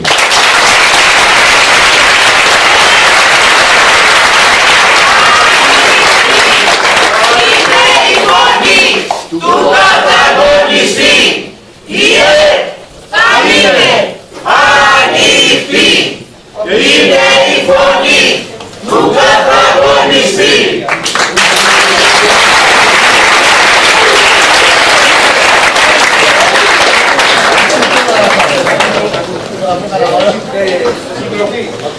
Θέλω να κάνω ένα λεπτό μια τοποθέτηση. Δεν μπορούμε να φύγουμε από εδώ μετά από αυτή τη συζήτηση και από αυτή τη συνέβρεση, γιατί μας βάλαν το μαχαίρι στο λαιμό οι φύλακες. Πρέπει να βρούμε έναν ευέλικτο τρόπο όπου αυτή η συζήτηση να καταλήξει, να συνεχίσει. Εγώ προτείνω το εξής. Επειδή έχει υποθεί η πρόταση να τη βάλουμε, να τη συζητήσουμε με έναν ευέλικτο τρόπο και στον βαθμό που υπάρχει μια συμφωνία να το προχωρήσουμε. Δηλαδή, σήμερα πρέπει να πάρουμε απόφαση τα κινήματα, οι αγωνιστές, οτιδήποτε βρέθηκε εδώ, να αποτελέσει ανοιχτό συντονιστικό αγώνα τη συνάντηση του από σήμερα, ο Ρωμανός, η ΕΠ, η καθαρίστρια, ο σχολικός φύλακας, ο φοιτητής, ο εργαζόμενος, ο άνεργος φεύγουν από εδώ πέρα με τη λογική ότι δεν είναι μόνος. Από εδώ και πέρα η λογική του συντονιστικού είναι να οργανώσει την κοινή μας προσπάθεια στην αλληλεγγύη και με την λογική της κοινής επίθεσης απέναντι στην κυβέρνηση. Με βάση αυτό, βγάζουμε ανοιχτή συντονιστική, μαζευόμαστε την Κυριακή για να μπορέσουμε να συνεχίσουμε τη συζήτηση και τον προβληματισμό, παίρνουμε απόφαση και προτείνουμε και καλώς να το πει το Προεδρείο να το συμφωνήσουμε, ότι κάνουμε κοινό μπλοκ που να εκφράσει τις κοινές μας προσπάθειες και αγωνίες στην απεργία που θα γίνει στις 27 του μήνα και εμείς δεν περιοριζόμαστε στη ντουφεκιά της ΓΕΣΕ και η απεργία, η πορεία θα καταλήξει στη νομική όπου θα κάνει συνέλευση των κινημάτων για τη συνέχιση του αγώνα με επόμενο ραντεβού την οργάνωση της 6ης Δεκεμβρίου και οτιδήποτε άλλο προταθεί και δεν μπορώ να το περιφρουρήσω και να το πω εδώ αυτή τη στιγμή. Άρα, βγάζουμε συντονιστική, μαζευόμαστε την Κυριακή, κατεβαίνουμε μαζί την απεργία, κατεβαίνουμε μαζί σε οποιαδήποτε πρόκληση του κράτους και βάζουμε επόμενη συνάντηση καλώντας την πορεία να οδηγηθεί στην νομική και να συνεχίσει τον αγώνα.